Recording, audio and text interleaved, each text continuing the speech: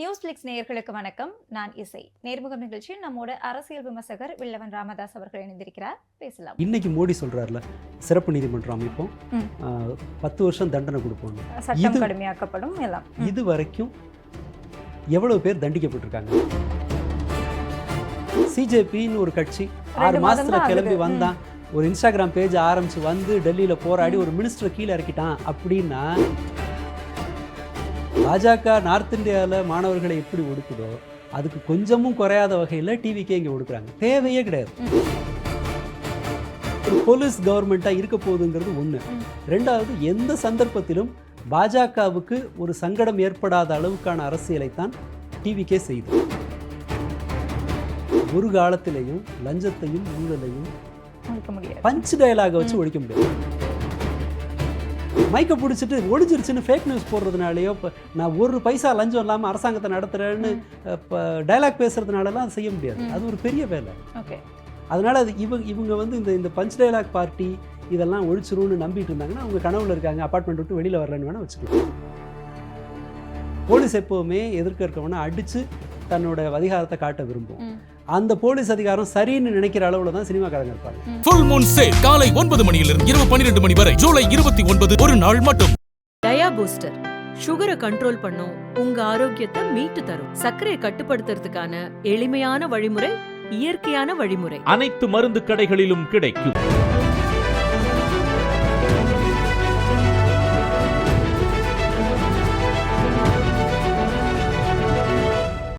வணக்கம் சார். வணக்கம். நேர்முகம் நிகழ்ச்சியில் சந்தித்ததில் ரொம்ப மகிழ்ச்சி. நம்ம தமிழகமாக இருக்கட்டும், டெல்லியாக இருக்கட்டும், இப்போ ஸ்தம்பித்து நிற்கக்கூடிய அளவுக்கு நடக்கக்கூடிய ஒரு போராட்டம் அப்படிங்கிறது நீட்டை எதிர்த்து நடக்கக்கூடிய ஒரு போராட்டம். இதில் வந்து மாணவர்கள் அதிகமாக கலந்துக்கிறாங்க அப்படின்னாலுமே இதோட அடிப்படை என்ன அப்படிங்கிறது புரியாமல் அந்த கூட்டத்தில் போராட்டத்தில் கலந்துக்கிறாங்களா அப்படிங்கிற ஒரு கேள்வி இருக்குது. இன்னொரு பக்கம் ஜல்லிக்கட்டோட இதை ஒப்பிடுறாங்க. இப்படி ஒப்பிட்டு நீட் தேர்வுக்கான போராட்டத்தையும் ஜல்லிக்கட்டுக்கான போராட்டத்தையும் நம்ம ஒப்பிட்டு பார்க்கலாமா? பார்க்கக்கூடாது. ஏன்னா ரெண்டோட நோக்கமும் வேற வேற. இன்னொன்று, இது வந்து ஒரு கலாச்சார வழக்கத்திலிருந்து இன்னொருத்தர் என் பேரில் என்னுடைய கலாச்சாரத்தை நீ வந்து நிறுத்துற, தடுக்கிறேங்கிறதுலேருந்து வர்ற ஒரு கோவம் இயல்பா. அது வந்து கொஞ்சம் நேச்சுரல். ஜல்லிக்கட்டுக்கு சொல்கிறேன், நம்ம ஊரில் நடந்தது. ஆனால் நீட்டுங்கிறது வந்து வட இந்திய மாணவர்கள்ட்ட நாம் இன்னும் கொஞ்சம் கைண்டாக அதை பார்க்கணும். அவங்கள ஒருங்கிணைப்பதற்கு ஒரு பெரிய கட்சி அமைப்பு கிடையாது. நம்ம ஊர்லன்னா 1000 அமைப்பு இருக்கும். பிடிக்குதோ பிடிக்கலையோ ஒவ்வொருத்தருக்கும் ஒரு நோக்கம் இருக்கும். அவங்களுக்கு கீழே ஒரு டீம் இருக்கும். எஜுகேட் பண்ணியிருப்பாங்க. வீடுகள்லேருந்து அந்த இன்புட் நிறைய கிடச்சிருக்கும். ரொம்ப சாதாரணமாக இருக்குது. கம்யூனிஸ்ட் ஐடியாலஜி இருக்கிற குடும்பங்கள் உண்டு, திராவிட சிந்தனை இருக்கிற குடும்பங்கள் உண்டுன்னு சொல்லி நமக்கு இந்த மாதிரி போராடுறது இதெல்லாம் சகஜமானது. நார்த் இந்தியாவில் மக்களை திரட்டுறதே ஏதாவது கலவரத்துக்கு, முஸ்லீம் வெறுப்புக்குன்னு தான் இதுவரை பாஜக இத்தனை நாள் அதை திரட்டியிருக்கு. காங்கிரஸோ கம்யூனிஸ்டுகளுக்கு அங்கே ஸ்பேஸே கிடையாது. நீங்கள் குஜராத்லேயோ உத்தரப்பிரதேசிலையோ போய் கம்யூனிஸ்ட் ஆஃபீஸை பார்த்தீங்கன்னா ஏதோ 1-2 பாழடைஞ்ச வீடுகள் மாதிரி இருக்கும். ரொம்ப குறைவு. அங்கே பேசுறதுக்கு ஆள் கிடையாது. அப்படி இருக்கிற ஒரு சூழலில் அவங்களுக்கு ஒரு ஆத்திரம் வருது இல்லையா, இந்த அரசின் இயலாமை மீது. அரசாங்கம் என்னை கைவிட்டுருச்சு, ஏமாத்திருச்சுங்கிறது அவங்களோட பாயிண்ட்டு. நீட்டை வந்து நாம் வட இந்தியாவுக்கு ஒரு சர்டைன் எக்ஸ்டெண்ட் ஒரு தேர்வு தேவைதான். ஏன்னா அங்கே வந்து எக்ஸாம்ஸை சீட் பண்ணுறது ரொம்ப சாதாரணம். நீங்கள் நிறைய வீடியோஸ் பார்த்துருக்கலாம். பீகாரில், உத்தரப்பிரதேசிலலாம் தேர்வு நேரத்தில் ஏணி வச்சு ஏறி பசங்களுக்கு பிட்டை தூக்கி போடுவாங்க. அது ஒரு முறை பீகாரில் டாப்பர், மாநிலத்தில் ஃபஸ்ட் ரேங்க் எடுத்த பொண்ணை பேட்டி எடுக்கிறாங்க. அந்த பாடத்தில் அந்த பொண்ணுக்கு ஒன்று கூட தெரியல. டாப்பர். அடுத்ததாக வேற ஒன்று செய்வாங்க. நீங்கள் கோட்டா சிஸ்டம்னு இருக்குது.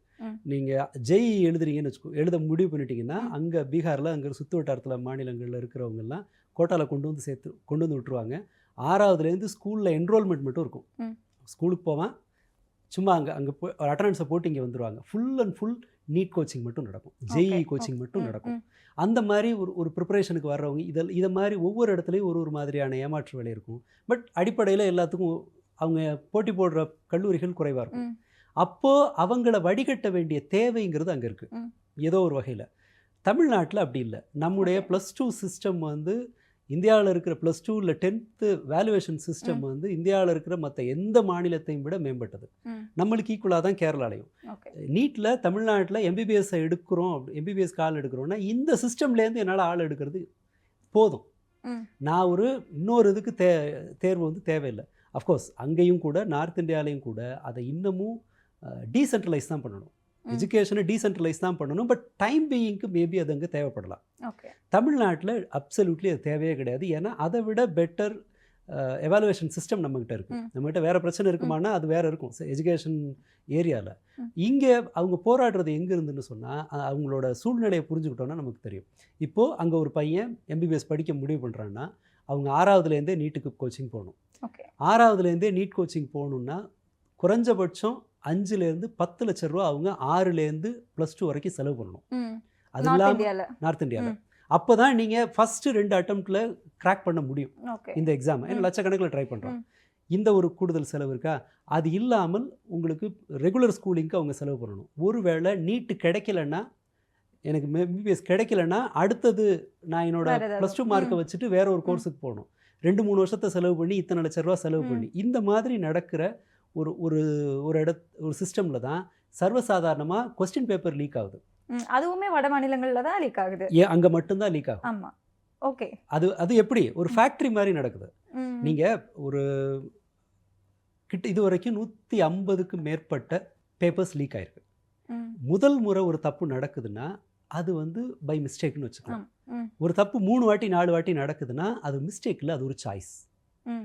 அது ஒரு ஆர்கனைஸ்டாக நடக்குது, ஒரு தொழிலாக நடக்குது. அதுக்கு ஒரு நெட்வொர்க் இருக்குது. அவங்க பயப்புள்ள அவர்களுக்கு சரி 150 கொஸ்டின் பேப்பர் லீக் ஆச்சுல்ல. இன்னைக்கு மோடி சொல்கிறார்ல சிறப்பு நீதிமன்றம் அமைப்போம், 10 வருஷம் தண்டனை கொடுப்போம்னு. இது வரைக்கும் எவ்வளவு பேர் தண்டிக்கப்பட்டிருக்காங்கன்னு பாருங்கள். சிலர் இதற்காக பதவி நீக்கம் செய்யப்பட்டவர்கள் அதை விட பெட்டரான வேலைகளில் நியமிக்கப்பட்டிருக்காங்க. இதனால வெளியில் அனுப்பப்பட்டவர்கள்னா ஒரு கண்டினியூஸாக அவங்க பார்வையில் 12 வருஷமாக இந்த பேப்பர் லீக்குங்கிறது நடக்குது. பேப்பர் லீக்குன்னு சொன்னால் யாரோ ஒருத்தன் உட்கார்ந்த இடத்துலேருந்து 10 லட்ச ரூபா செலவு பண்ணிவிட்டு சர்வசாதாரணமாக பாஸ் பண்ணுறான். இப்போ இந்த மாணவர்களுக்கு இது மட்டும்தான் பேப்பர் லீக் ஃப்ரஸ்ட்ரேஷன் மட்டுமே அவங்களுக்கு வரல. அவர்களோட எதிர்காலத்தை தீர்மானிக்கிற மற்ற எல்லா பிரச்சனையும் வட இந்தியாவில் பல மாணவர்கள் என்ன பண்ணுவாங்கன்னா இராணுவத்துக்கு போகிறதுக்காகவே தங்களை ப்ரிப்பேர் பண்ணுவாங்க. ஒருத்தர் இராணுவத்தில் சேர்ந்துட்டா அவங்க குடும்பமே செட்டில் ஆகிடும். நிம்மதியாக சாப்பிட்லாம், நிம்மதியாக வாழலாம் அவங்க ரிட்டையர்ட் ஆகிற வரைக்கும். ஒருத்தரை நம்பி இன்னொருத்தர் பழச்சிக்க முடியும். நீங்கள் அல் ஜசீராவில் ஒரு டாக்குமெண்ட்ரி வந்தது, நார்த் இந்தியாவில் இந்த மாதிரியான கோச்சிங் சென்டர்ஸ் எப்படி ஆப்ரேட் ஆகுதுன்னு. ஒரு மொத்த குடும்பமும் ஒருத்தரை உழைச்சி ரயில்வே எக்ஸாமுக்காக ஒரு பையனை, நல்லா படிக்கிற பையனை பாட்னாவுக்கு அனுப்பி படிக்க வைப்பாங்க. அதற்காக அந்த குடும்பம் மொத்தமும் வயலில் வேலை செய்யும். இவ்வளவு நம்பிக்கையோட ஒருத்தரோடது இல்லை, இவ்வளவு நம்பிக்கையோடு ஒருத்தர் அனுப்பப்படும் போது இங்கே சர்வசாதாரணமாக பேப்பர் லீக்குன்னு ஒன்று வருது. அந்த பேப்பர் லீக்கை பிஜேபி எப்படி ஹேண்டில் பண்ணுதுன்னு பார்த்தா நார்த் இந்தியாவில் அந்த கோவம் ஏன் இவ்வளோ மோசமாக வருதுங்கிறது நமக்கு தெரியும். யோசிச்சு பாருங்க, இப்படி நின்று போலீஸ்ட்டை வந்து நீ அடி நான் வாங்கிக்கிறேன்னு ஒருத்தர் நின்று அதை நம்ம எப்போ பார்த்தோம். எவ்வளோ ஃப்ரஸ்ட்ரேட் ஆயிருந்தா இப்படி ஆகியிருக்கும். பரவாயில்ல நான் இங்கே சாவரேன் அடின்ற அந்த ஒரு கோவம் வருதுன்னா இந்த இயலாமையிலேருந்து, இந்த கைவிடப்பட்ட சூழல்லேருந்து வருது. ஒரு பொண்ணு, அந்த பொண்ணு அவ்வளவு லீனாக இருக்காங்க, போலீஸ் பின்னாடி அடிக்க வருது, கையை இப்படி நண்பர்களை மறைச்சிட்டு இப்படி நிற்கிறாங்க. இது எல்லாமே ஒரு வகையில் மற்ற கட்சிகள் வந்து நம்மளை செக் பண்ணிக்கணும். அவங்கள ஏன் இவங்க இவ்வளவு கைவிடப்பட்டதாக உணர்றாங்க, நாம் ஏன் இவங்களை அணுக முடியாமல் போகுதுன்னு சொல்லி ஒரு டெஸ்ட் பண்ணிக்கணும். இது குற்றச்சாட்டாக இல்லை, இது நம்ம எங்கேயோ நம்ம இவங்களை கைவிட்டுருக்கோம், நம்மளால் அவங்கள ரீச் பண்ண முடியலங்கிறது. Okay fine. இந்த ஒரு சூழ்நிலை இருக்குது. அக்னிவீர் மாதிரியானது வருது. நீங்கள் இராணுவ பணிகள் நிரந்தர பணியில் ஆயாச்சு. மற்ற அரசாங்கத்தினுடைய தேர்வுகளிலும் பேப்பர் லீக் ஆகுது. நீ வேலைக்கு போக முடியாது, படிக்க முடியாது. இப்போ ஃபாரின் போகலான்னு சொன்னால் வெளிநாடுகளில் திருட்டுத்தனமாக நீங்கள் வட இந்தியாவிலேருந்து அமெரிக்காவுக்கும் மற்ற ஐரோப்பிய நாடுகளுக்கும் போகிற அந்த சிஸ்டமை பார்த்தீங்கன்னா தெரியும். அங்கே லைஃப் எவ்வளவு கிரிட்டிக்கலாக காம்ப்ளிகேட்டடாக இருக்குது. 80 லட்சம் ரூபாயிலேருந்து 1.25 கோடி ரூபாய் வரைக்கும் கொடுத்து போலி பாஸ்போர்ட்டு இதெல்லாம் ரெடி பண்ணி டாங்கி ரூட் வழியாக அமெரிக்காவுக்கு போவாங்க. அமெரிக்கா நம்ம 24 மணி நேரத்தில் போயிடலாம் ஃப்ளைட்டு போனீங்கன்னா. ஆனால் 12 மாதம் கூட பயணித்து போகிற மாதிரி ஒரு ரூட்டுக்கு போவாங்க. இங்கேருந்து கல்ஃபுக்கு போய், கல்ஃபிலேருந்து ஒரு ஆப்பிரிக்க நாட்டுக்கு போய், ஆப்பிரிக்க நாட்டிலேருந்து ஒரு சார்ட்டர்ட் ஃப்ளைட் எடுத்து தென் அமெரிக்காவுக்கு போய், தென் அமெரிக்காவில் இறங்கி பஸ்ஸுலையோ டிராக்டர்லையோ போய் காடுகளில் நடந்து அங்கங்கே நின்று போய் அமெரிக்காவோட செவ்வறு ஏறி குதிச்சு அங்கே போவாங்க. குஜராத்தில் ஒரு செவ்வறு ஏறி குதிக்கிற ட்ரைனிங் ஸ்கூல் ஒன்று கண்டுபிடிச்சாங்க இப்படி போகிறதுக்காகவே, அமெரிக்கா போகிறதுக்காக. யோசிச்சு பாருங்கள், 1.25 கோடி இருந்துச்சுன்னா தமிழ்நாட்டில் நீங்கள் பேங்க்கில் டெபாசிட் போட்டிங்கன்னா தோராயமாக அதில் வரப்போகிற வருமானம் வருஷத்துக்கு 8 லட்சம் ரூபா வரும். 1.25 கோடி ரூபா பேங்க்கில் இருந்துச்சுன்னா 7-8 லட்ச ரூபா உங்களுக்கு இன்ட்ரெஸ்ட் வரும், நிம்மதியாக வாழலாம். 8 லட்ச ரூபாங்கிறது ஃபேர் இனஃப். ஈவன் சென்னையில் வாழ்கிறது கூட ஒரு குடும்பத்துக்கு போதும். 1.25 கோடியை செலவு பண்ணி அல்லது ஒரு குடும்பத்துக்கே 2-2.5 கோடி ரூபா செலவு பண்ணி கனடா வழியாவோ தென் அமெரிக்கா வழியாவோ அல்லது கடல் வழியாவோ அமெரிக்காவுக்கு வட இந்தியாவிலேருந்து ஒரு குடும்பம் போகுதுன்னா வட இந்தியாவினுடைய சூழல் எவ்வளோ மோசமாக இருக்குன்னு பாருங்கள். அங்கே போயும் அவங்க சூழல் சரியாக இருக்குமா அப்படிங்கிறது கேள்வி இருக்கு. அதாவது இதை விட அது பெட்டராக இருக்குல்ல. இந்த ரிஸ்க்கை ஒருத்தர் எடுக்கிறாங்கல்ல, நீங்களும் நானும் எடுப்போமா? மாட்டோம். சான்ஸே இல்லை. ஏன்னா நமக்கு இங்கே கண்ணியமான வாழ்க்கை வாழ்கிறதுக்கு ஒரு ஸ்பேஸ் இருக்குது. கவர்மெண்ட் வேலை இல்லைனாலும் ப்ரைவேட் வேலை அப்படின்னு ஒரு வாழ்க்கை இருக்குது. இந்த மாதிரி ஒரு வாழ்க்கை அங்கே நார்த் இந்தியாவில் கிடையாது. இவர்கள் மேலும் மேலும் அதை பாழடிக்கிறாங்க. எஜுகேஷன் சிஸ்டம் ப்ராப்பராக அங்கே இல்லை. சீட்டிங் ரொம்ப சாதாரணங்கும் போது கடைசியாக படித்து ஏதாவது பண்ணி சொத்தெல்லாம் விற்று படித்து ஒரு வேலைக்கு போயிடலான்ற நிலைமையில் அதையும் அரசாங்கம் கேள்விக்குள்ளாக்கும் போது அவங்க வேறு வழி இல்லாமல் உடைச்சிட்டு வர்றாங்க. நிர்மலா சீதாராமனோட பதில் இந்த பிரச்சனைக்கான ரொம்ப இவர்களோட கண்ணோட்டம் எவ்வளவு மட்டமாக இருக்குங்கிறதுக்கான உதாரணம். ரத்த காயத்தோடு நிற்கிறாங்க ஸ்டூடெண்ட்ஸு. இந்தியா முழுக்க அவர்களுக்கு ஆதரவு இருக்குது. அஸ்ஸாமில், மணிப்பூரில் போராட்டம் நடக்குது. இங்கே குஜராத்தில் மாணவர்களோட கோவத்தை பார்க்க முடியுது. பெங்களூரில் போராடுறாங்க. இவ்வளவு இருக்கும்போது நிர்மலா சீதாராமன் சொல்கிறாங்க, பேப்பர் லீக் வந்தால் இன்னொரு தரம் பெட்டராக ப்ரிப்பேர் பண்ணி எழுதி நம்பிக்கையோடு ஃபேஸ் பண்ணுறாங்கல்ல ஸ்டூடெண்ட்ஸு, நீ அப்படி பாசிட்டிவாக எடுத்துக்கன்றாங்க. அந்த ஒரு மாத இடைவெளியிலேயே கிட்டத்தட்ட 32 பேர் இந்தியா முழுக்க இறந்துருக்காங்க. அப்போது நீங்கள் தற்கொலையை பிரேக் டவுன் பண்ணிங்கன்னா தற்கொலை அளவுக்கு ஒருத்தர் போகிறாங்கன்னா 1000 பேர் ஸ்ட்ரெஸ்ஸில் இருக்காங்கன்னு அர்த்தம் ஒரு பிரச்சனைக்காக. அதுக்கப்புறம் தான் அந்த ஸ்டேஜஸ் தான் இருக்கும். முதல்ல ஒரு மாதிரி எமோஷனல் நம்னஸ் இருக்கும், அப்புறம் சூசைடல் தாட் இருக்கும், அப்புறம் சிலர் அதை வெளியில் சிலர்கிட்ட சொல்லுவாங்க, சிலர் செல்ஃப் ஹார்ம் பண்ணுவாங்க, அடுத்து தான் சூசைடுங்கிற லெவலுக்கு போகும். இவ்வளவு மாணவர்கள் யோசிச்சு பாருங்களேன். 10 லட்ச ரூபா செலவு பண்ணணும், எப்போ கொஸ்டின் பேப்பர் லீக் ஆகுன்னு தெரியாது, எப்போ கேன்சல் பண்ணுவான்னு தெரியாது. இவ்வளவு ஸ்ட்ரெஸ்ஸோட 12வது படிக்கிற ஒரு ஸ்டூடெண்ட்டு விட்டிங்கன்னா என்ன ஆகும் அவங்களோட? இந்த கண்ணோட்டம் இருக்குல்ல, என்னமோ ஒரு தான் வீட்டு வேலைக்காரனை விட குடிமக்களை மட்டமாக பாஜக கருதுதுங்கிறது தான் இதற்கான காரணம். இன்னொரு பக்கத்தில் இவங்களுடைய கோரிக்கை அப்படிங்கிறது தமிழ்நாட்டில் பேங்க் நீட்டுன்னு இருக்குது, அங்கே ஃபேர் நீட்டு. இப்போ அதுக்கு நம்ம அடுத்து வருவோம். அதுக்கு முன்னாடி அவங்களோட கோரிக்கை மத்திய அமைச்சர் பதவி விலகணும். ஆனால் அதுக்கு பதிலாக 47 அதிகாரிகளை அவங்க பதவி நீக்கம் செஞ்சுருக்காங்க, இடமாற்றம் செஞ்சுருக்காங்க. அதே சமயத்தில் நீங்கள் சொன்ன மாதிரி விரைவு நீதிமன்றங்கள்லாம் உருவாக்கப்படும். அந்த நீதிமன்றங்கள் ஏற்கனவே 700க்கு மேலே இருக்குது. அப்படி இருக்கும்போது இது எப்படி சரியான தீர்வாக இருக்கும்? பாஜகவுக்கு இதை எதிர்கொள்றதுல பல்வேறு பிரச்சனைகள் இருக்குது. முதல்ல என்னென்னா, தர்மேந்திர பிரதான் அவங்களுக்கு ஆர்எஸ்எஸ் இந்த பஜ்ரங் தள் அந்த பின்புலத்துலேருந்து வந்தவர். அவர் ஒரிசாலேருந்து வந்தவர். அவரோட ஒரு விசேஷம் உண்டு தர்மேந்திர பிரதானுக்கு. அவர் அங்கே மாணவர் தலைவராக இருந்தபோது, இந்த பஜ்ரங் தள் மாணவர் தலைவராக நேஷனல் செக்ரட்டரி லெவலில் அந்த இதில் இருந்தவர், தேசிய பொறுப்பில் இருந்தவர். அவர் அங்கே ஒரு போராட்டம் நடத்தி தடியடியில் கை உடைஞ்சவர். பேப்பர் லீக்குக்காக போராட்டம் நடத்தி கை உடைஞ்ச வரலாறு அவருக்கு உண்டு. 97 அவர் தான் இன்னைக்கு 150 பேப்பர் லீக்குக்காக பதில் சொல்ல வேண்டிய இடத்துல இருக்காரு. பேப்பர் லீக்குக்காக போராடி கையை உடைச்ச தடியடியில் கை உடைஞ்ச நபர் இன்னைக்கு பேப்பர் லீக் இதை பற்றி கவலைப்படாமல் அங்கே உட்காந்துருக்காரு. அவரை பதவி நீக்க செய்ய சொல்கிறாங்க. அவர் தான் கல்லாப்பட்டி பாஜகவுக்கு பணம் மொபிலைஸ் பண்ணுற ஒரு நபர். அவர் பெட்ரோலியம் மினிஸ்டராக இருந்தபோது பெட்ரோலியம் துறை சார்ந்த நிறுவனங்கள், அந்த ONGC அந்த மாதிரியான பெட்ரோலிய துறைக்கு கீழே வருது இல்லையா, அந்த நிறுவனங்கள் தங்களினுடைய அந்த சமூகத்துக்காக அந்த சோஷியல் கான்ட்ரிபியூஷனுக்கு பணம் தருவாங்க இல்லையா, CSR ஃபண்டு, அந்த ஃபண்டை பல 100 கோடி அவர் மொபிலைஸ் பண்ணி கொண்டு வந்திருக்கார். அண்டு ஒரிசாவில் அவர் பாஜக ஆட்சிக்கு வந்ததுக்கு அவர் ஒரு முக்கியமான காரணம். இது ஒரு பிரச்சனை. அவர் முக்கியமான தலைவரை அவ்வளோ சுலபத்தில் ஸ்டெப் டவுன் பண்ணுறது, அவர் பதவியிலிருந்து இறக்குவதுங்கிறது கடினம் பாஜகவுக்கு. பிரச்சனை நம்பர் 1. 2வது, பாஜகவுக்கு இந்த பேப்பர் லீக் மட்டும் பிரச்சனை அல்ல. பேப்பர் லீக் இல்லை, பேப்பர் ஸ்கேம்னு வச்சுக்கோம், எக்ஸாம் ஸ்கேம்னு வச்சுக்கோம். இந்த மோசடி மட்டும் ஒரு பிரச்சனை இல்லை. அடுத்ததாக அமெரிக்க இந்திய ஒப்பந்தம் ஒன்று போட்டிருக்காங்க. அதில் பெருமளவு விவசாய விளைபொருட்கள் தான் இந்தியாவுக்கு இம்போர்ட் ஆக போகுது. அதான் அக்ரிமெண்ட். எப்போ வருங்கிறதுலாம் தெரியாது. அதற்கு எதிராக விவசாயிகள் ரெடியாக இருக்காங்க போராட்டம். அதுதான் பெரிய பிரச்சனை. ஏன் பெரிய பிரச்சனைனா, இங்கே சோயாபீன் இருக்குது. இங்கே சோயாபீனை உற்பத்தி செய்கிறோம். நம்ம சோயாபீனை வாங்கி நம்ம இங்கே ப்ராசஸ் பண்ணுறோம். அமெரிக்காவிலேருந்து சோயாபீன் உள்ளே வருதுன்னா நம்மளை விட பாதி விலைக்கு அது வரும். அமெரிக்காவிலேருந்து மக்காச்சோளம் வருதுன்னா நம்மளோட 3ல் 1 பங்கு விலைக்கு வரும். நீங்கள் மேனுஃபேக்சரிங் காஸ்ட்டே சோளம் மக்காச்சோளம் 45 ரூபா இந்தியாவில் ஒரு கிலோவுக்கு. 17 ரூபாய்க்கு நீங்கள் அமெரிக்காவிலேருந்து இறக்குமதி பண்ணலாம். அப்போ இந்திய விவசாயிகள் பாதிக்கப்படுவாங்க. அடுத்து சரி, ஓகே, இதுதான் அமெரிக்கன் இதுதான் பிரச்சனையான்னு சொல்லி பார்த்தீங்கன்னா, பெட்ரோலிய பொருட்களோட விலை ஏறுறது இந்த போர்னால, வளைகுடா போரில் அமெரிக்கா வந்து வளைகுடா மீது தாக்குதல் நடத்து, ஈரான் தாக்குதல்னால நமக்கு இன்னும் 10 நாளைக்கு வேண்டிய ரிசர்வ் தான் பெட்ரோல் ரிசர்வ் இருக்குது. ஒரு வாரம் பெட்ரோல் நம்ம மொபிலைஸ் பண்ணலைன்னா இங்கே பெட்ரோல் தட்டுப்பாடு வரும். 45 நாள் 50 நாள் இருந்த ரிசர்வ் இப்போ 10 நாளில் வந்து நிற்கிது. யூரியா கிடையாது, யூரியா அங்கேருந்து தான் வந்தாகணும், நமக்கு யூரியா பிளான்ட்டும் கிடையாது. இந்த ஒரு சிக்கல் வரப்போகுது. இதுவும் கவர்மெண்ட்டுக்கு இப்போ இந்த மினிஸ்டர் இறக்குறீங்கன்னா அடுத்தது ஃபைனான்ஸ் மினிஸ்டர் கீழே இறங்கணும். டாலர் ப்ரைஸ் ஏறுது, மக்களுக்கு பணம் இல்லை, கடன், இந்தியர்களோட கடன் ஏறுது.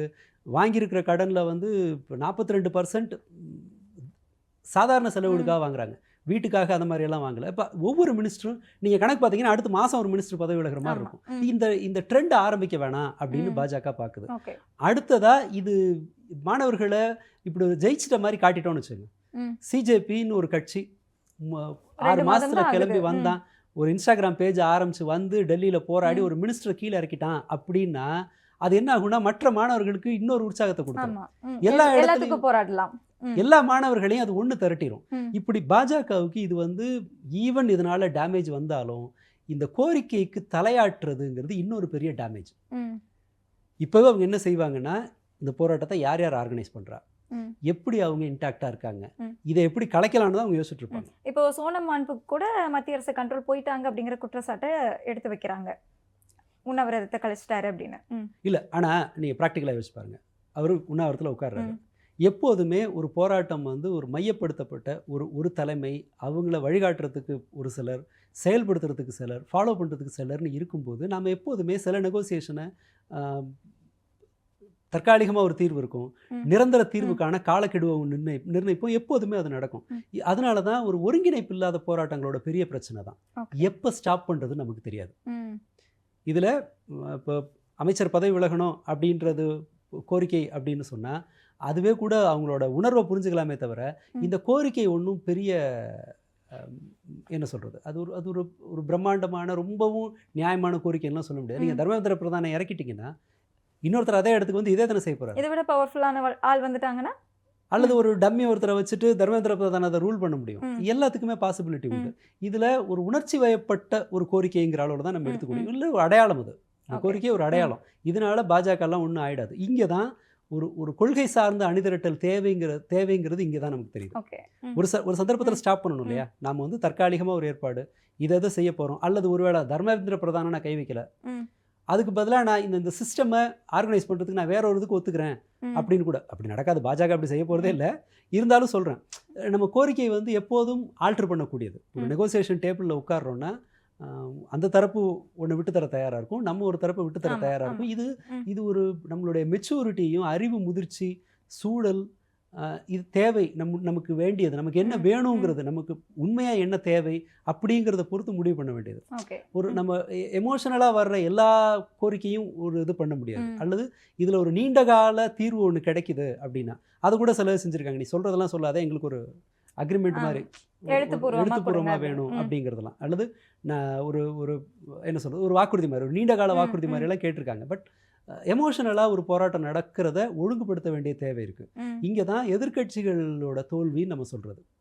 இந்த ஒரு சிஸ்டமை ஒரு காங்கிரஸோ அல்லது வேறு கட்சிகளோட ஒரு ஆர்கனைசேஷனோ ஒன்றும் இல்லை, விவசாயிகள் சங்கம் செஞ்சதில்லை, ஒரு வருஷத்துக்கு மேலே போராடுறாங்க. யார் சாப்பாடு கொண்டு வர்றது, யார் ஊருக்கு விவசாயம் பார்க்க போகிறது, இவங்க போகும்போது யார் வந்து ஜாயின் பண்ணுறதுன்னு சொல்லி ஒரு ஆர்கனைஸ்டாக அது நடக்கும்போது நிதானமாக அதுக்கான கடைசி அச்சீவ் பண்ணாங்கல்ல, என்னோட கோரிக்கையை அவங்க அச்சீவ் பண்ணிட்டு தான் அவங்க போனாங்க. இப்போ அடுத்ததுக்கு வந்திருக்காங்க. இது செய்ய வேண்டிய ஒரு மாற்றம். இது இந்த போராட்டத்தில் எப்போதும் அதனால தான் ஒரு அமைப்பு ஒரு போராட்டத்தை முன்னெடுக்கணும். அது ஒரு வழிகாட்டுதல், ஒரு ப்ராப்பர் பிளானிங் இருக்கணும். இன்றைக்கி கொடுத்தா என்ன செய்யணும், கொடுக்காட்டி என்ன செய்யணும், ஒடுக்குமுறை வந்துச்சுன்னா என்ன செய்யணும் அப்படிங்கிற மாதிரியான ஒரு திட்டமிடல் இல்லாமல் ஒரு போராட்டத்தை அரசாங்கத்தால் கையாண்ட முடியும். அல்லது அந்த போராட்டம் உறுதியாக இருக்குன்னா டேமேஜ் அதிகமாக இருக்கும். ஓகே, இப்போ நம்ம நேபாளில் நடந்த மாதிரி கூட நடக்கிறதுக்கு வாய்ப்பு இருக்குது. நேபாளில் நடந்தது அது ஒரு எமோஷனலாக வந்த ஒரு போராட்டம். அதே எமோஷனல் தானே இங்கேயும் இருக்குது. அது இதோடது வேறு. அது என்ன சொல்கிறது, அந்த சொல்யூஷன் என்னாச்சு, அங்கே அரசை மாற்றணும், எப்படி யார் இப்போ வந்திருக்கிறது ஒன்றும் பெரிய பிரயோஜனம் ஒன்றும் இல்லை, அப்படியே தான் இருக்குது. இது வந்து இந்த கோரிக்கை பின்னால் இருக்கிற நியாயத்தை நம்மளால் புரிஞ்சுக்க முடியும். அஃப்கோர்ஸ் எல்லாத்துலேயும் எமோஷனல் எதுவும் ஒன்று இருக்கும். நான் சொல்கிறது அது இன்டர்நெட்டை கட் பண்ணதுனால ஆல் ஆஃப் அ சடன் ரோட்டுக்கு வந்து நடந்தது. என்னால் அதை நேபாள் போராட்டத்தை இதோட Compare பண்ண ஒப்பிடுறது முடியல. எனக்கு கொஞ்சம் Okay. சிக்கலாக இருக்குது. ஏன்னா இதில் இல்ல அந்த மாதிரி போய் முடிஞ்சிருமோ நீங்க சொல்ற மாதிரி தலைமை இல்லாம போற ஒரு போராட்டம் எங்க போய் முடியும்? இல்லை இதை ஹேண்டில் பண்ணிடுவாங்கன்னு தான் நான் நம்புகிறேன். ம். பர்சனலாக பாஜக இந்த போராட்டத்தை Handle பண்ணிடும், பண்ணிடுவாங்க. Handle Okay. பண்ணிடும். ம். அது ஒன்றும் பெரிய சிரமம் இல்லை. ம். ஆனால் பாஜகவால் இந்த ஃப்ரஸ்ட்ரேஷனை, மக்களோட அந்த அவநம்பிக்கை, ம். கோபம், ம். இதெல்லாம் அது அப்படியே தான் இருக்கும். அப்படியே தான் இருக்கும். அடுத்து இன்னொரு போராட்டம் கூட வெடிக்கும். வேற ஒரு இடத்துல அல்லது வேறு வகையில் வெடிப்படும். ம், ம். இவங்க இன்னுமே எனக்கு தெரிஞ்சு பாஜக தான் உலகத்தில் 12 வருஷம் ஆட்சியில இருந்தவங்க. இல்லை ஹனிமூன் பீரியட் என்ஜாய் பண்ண கட்சியை தான். ம்.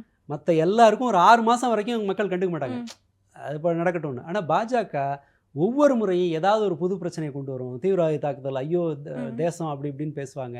அடுத்ததாக வேற ஒரு பிரச்சனை வரும், புல்வாமா தாக்குதல்னு சொல்லிட்டு அவங்க பதில் சொல்ல அவசியமே இல்லாமல் ரொம்ப ராயல் ரோடு மாதிரி ஒரு ஆட்சியை 12 வருஷம் அவைல் பண்ணாங்க. பட் அது எல்லாத்துக்கும் சேர்த்து இப்போது விலையை கொடுத்துட்ருக்காங்க. ஓகே.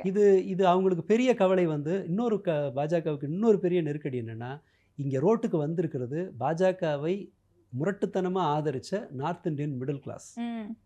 இது ஒரு பெரிய அடி அவங்களுக்கு. ஏன்னா அவங்களோட பெரிய ஒரு பலமே ஃபிக்ஸ்ட் டெபாசிட். அதுதான். ஆமாம், Okay. நீங்கள் போட்டு வச்சிருக்க லைஃப்பில் வந்து செட்டில் ஆகிடலான்னு நினச்சிட்டு போட்டு வச்சிருக்க பேங்க் க்ளோஸ் பண்ணால் எப்படி இருக்கும், அந்த மாதிரியான ஒரு நிலைமை. இவங்களை இப்போ ஹிந்துத்துவா சொல்லியும் பண்ண முடியாது, அவங்கள மொபிலைஸ் பண்ண முடியல அப்படிங்கிறதான் பாஜகவுக்கு சில ப்ராபகண்டா பண்ணுறாங்க. ஓகே. இவங்க தீவிரவாதிங்க. ஆமாம்.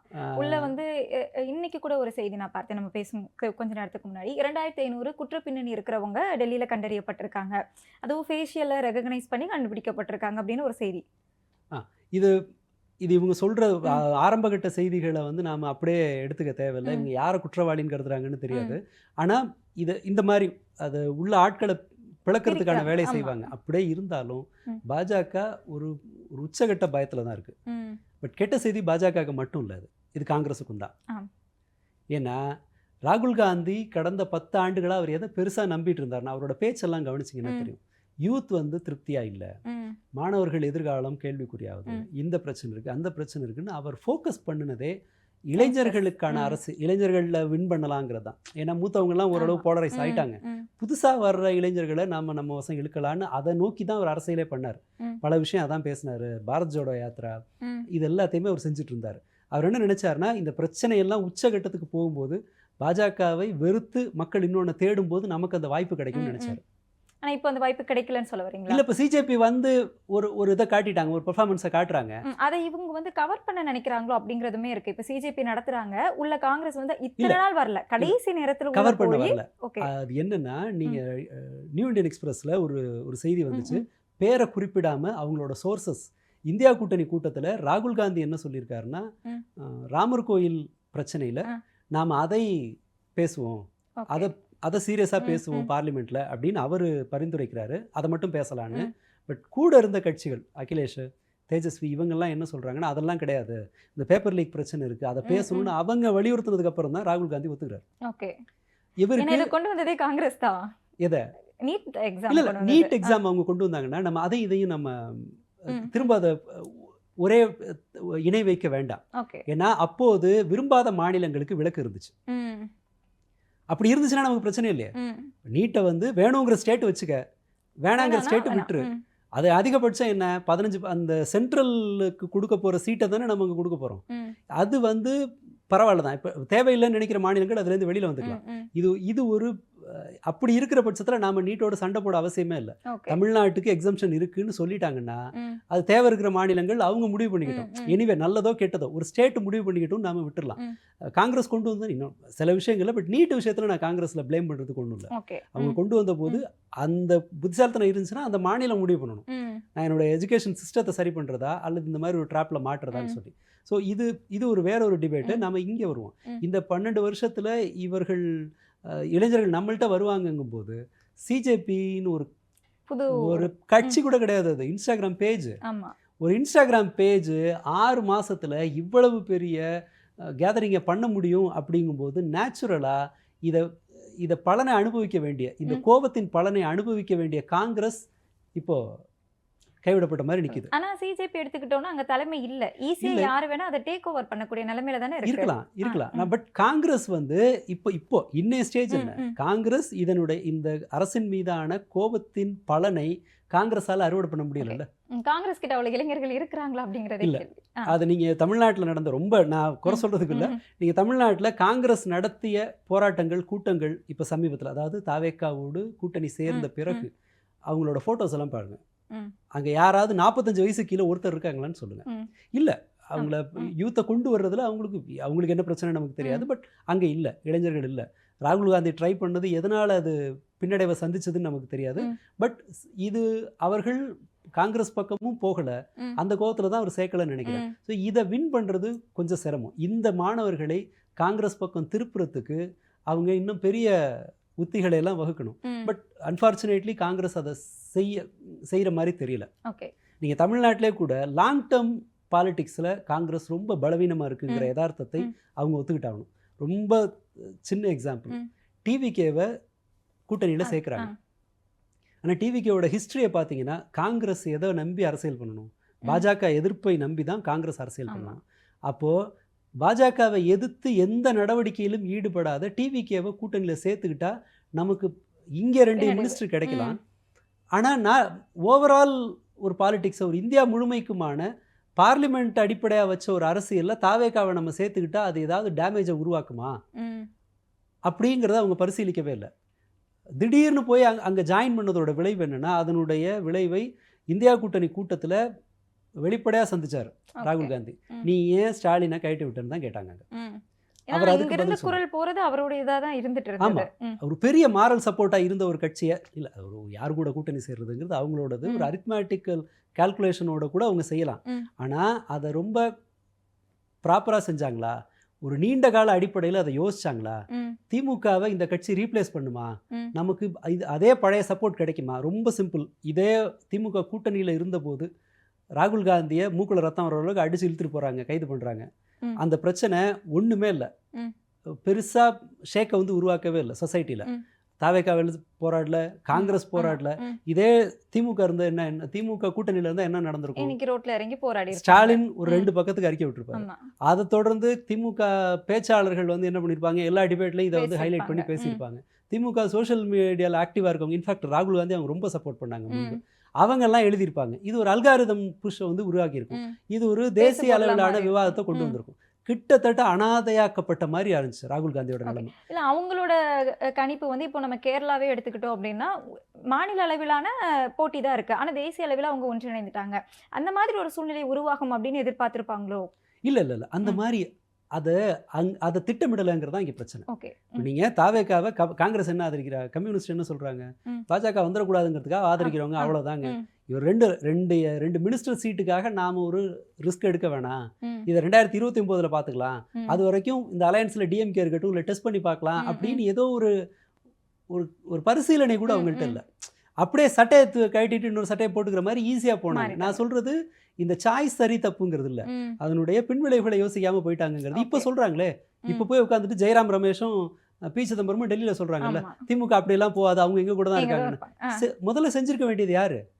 நாங்கள் டிவிக்கேவை ஒரு இதுக்கு ஆதரிக்கிறோம், ஆனாலும் திமுகவோடனான நட்பு தொடருதுன்ற மாதிரி ஏதோ ஒன்று பேசியிருக்க முடியும். ஆனால் மாணிக்கம் தாக்கூர் மாதிரியான அந்த உணர்ச்சி வசப்பட்டு பேசுகிற இவங்களுக்காக காங்கிரஸ் வந்து ஒரு நேஷனல் லெவலில் ப்ரைஸ் அதை கொடுத்துருக்கு. ரொம்ப அல்பமான ஒரு தேவைக்காக நீங்கள் என்ன நினச்சாலும் தமிழ்நாட்டில் உங்களால் ஒரு ஆட்சியை பிடிக்க முடியாது, இதை விட பெருசாக வளர முடியாது. இதுதான் யதார்த்தம். அப்படி இந்த இப்படி ஒரு பர்செப்ஷன் பாயிண்ட் ஆஃப் வியூவில் நாம் ஒரு பெரிய தப்பு பண்ணுறோங்கிறது அவங்க உணரல.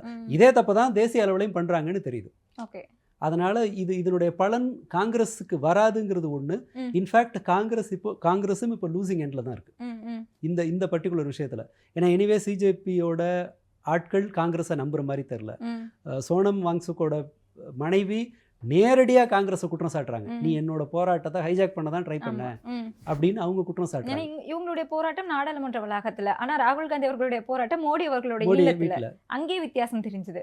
இல்ல, அது தப்புன்னு நம்ம சொல்ல முடியாது. ஆனா பிரச்சனை என்னன்னா, இதை நீங்கள் கால்குலேட்டிவாக பார்த்தீங்கன்னா இவங்களை உங்களால் வின் பண்ண முடியலல்ல, ஆமா இந்த இடத்துல ஒரு அரசியல் நடத்த முடியலல்ல. இப்போ ஒரு முட்டு சந்தில் தான் காங்கிரஸும் நிற்கிது. அது வேணால் பாஜகவுக்கு ஒரு நல்ல செய்தியாக இருக்கலாம். ஓகே மற்றபடி இதனுடைய போக்கு எப்படிங்கிறது நமக்கு தெரியாது.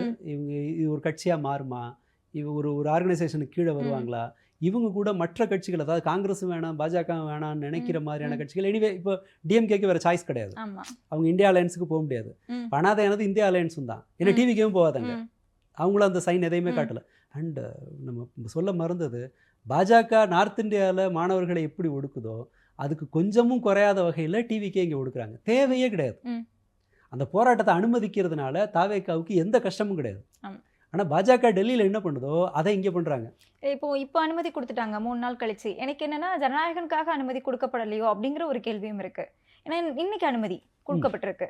இல்லை, இது டேமேஜ் கண்ட்ரோலுக்காக பண்ணுவாங்கன்னு நினைக்கிறேன். ஏன்னா கூட இருக்க கம்யூனிஸ்ட் சண்முகம் சொல்லிட்டாரு, எது இல்லைன்னா ஆதரவு மறுபரிசீலனை பண்ணுறது கூட எங்களுக்கு பிரச்சனை இல்லைன்னு சொல்லிட்டாரு.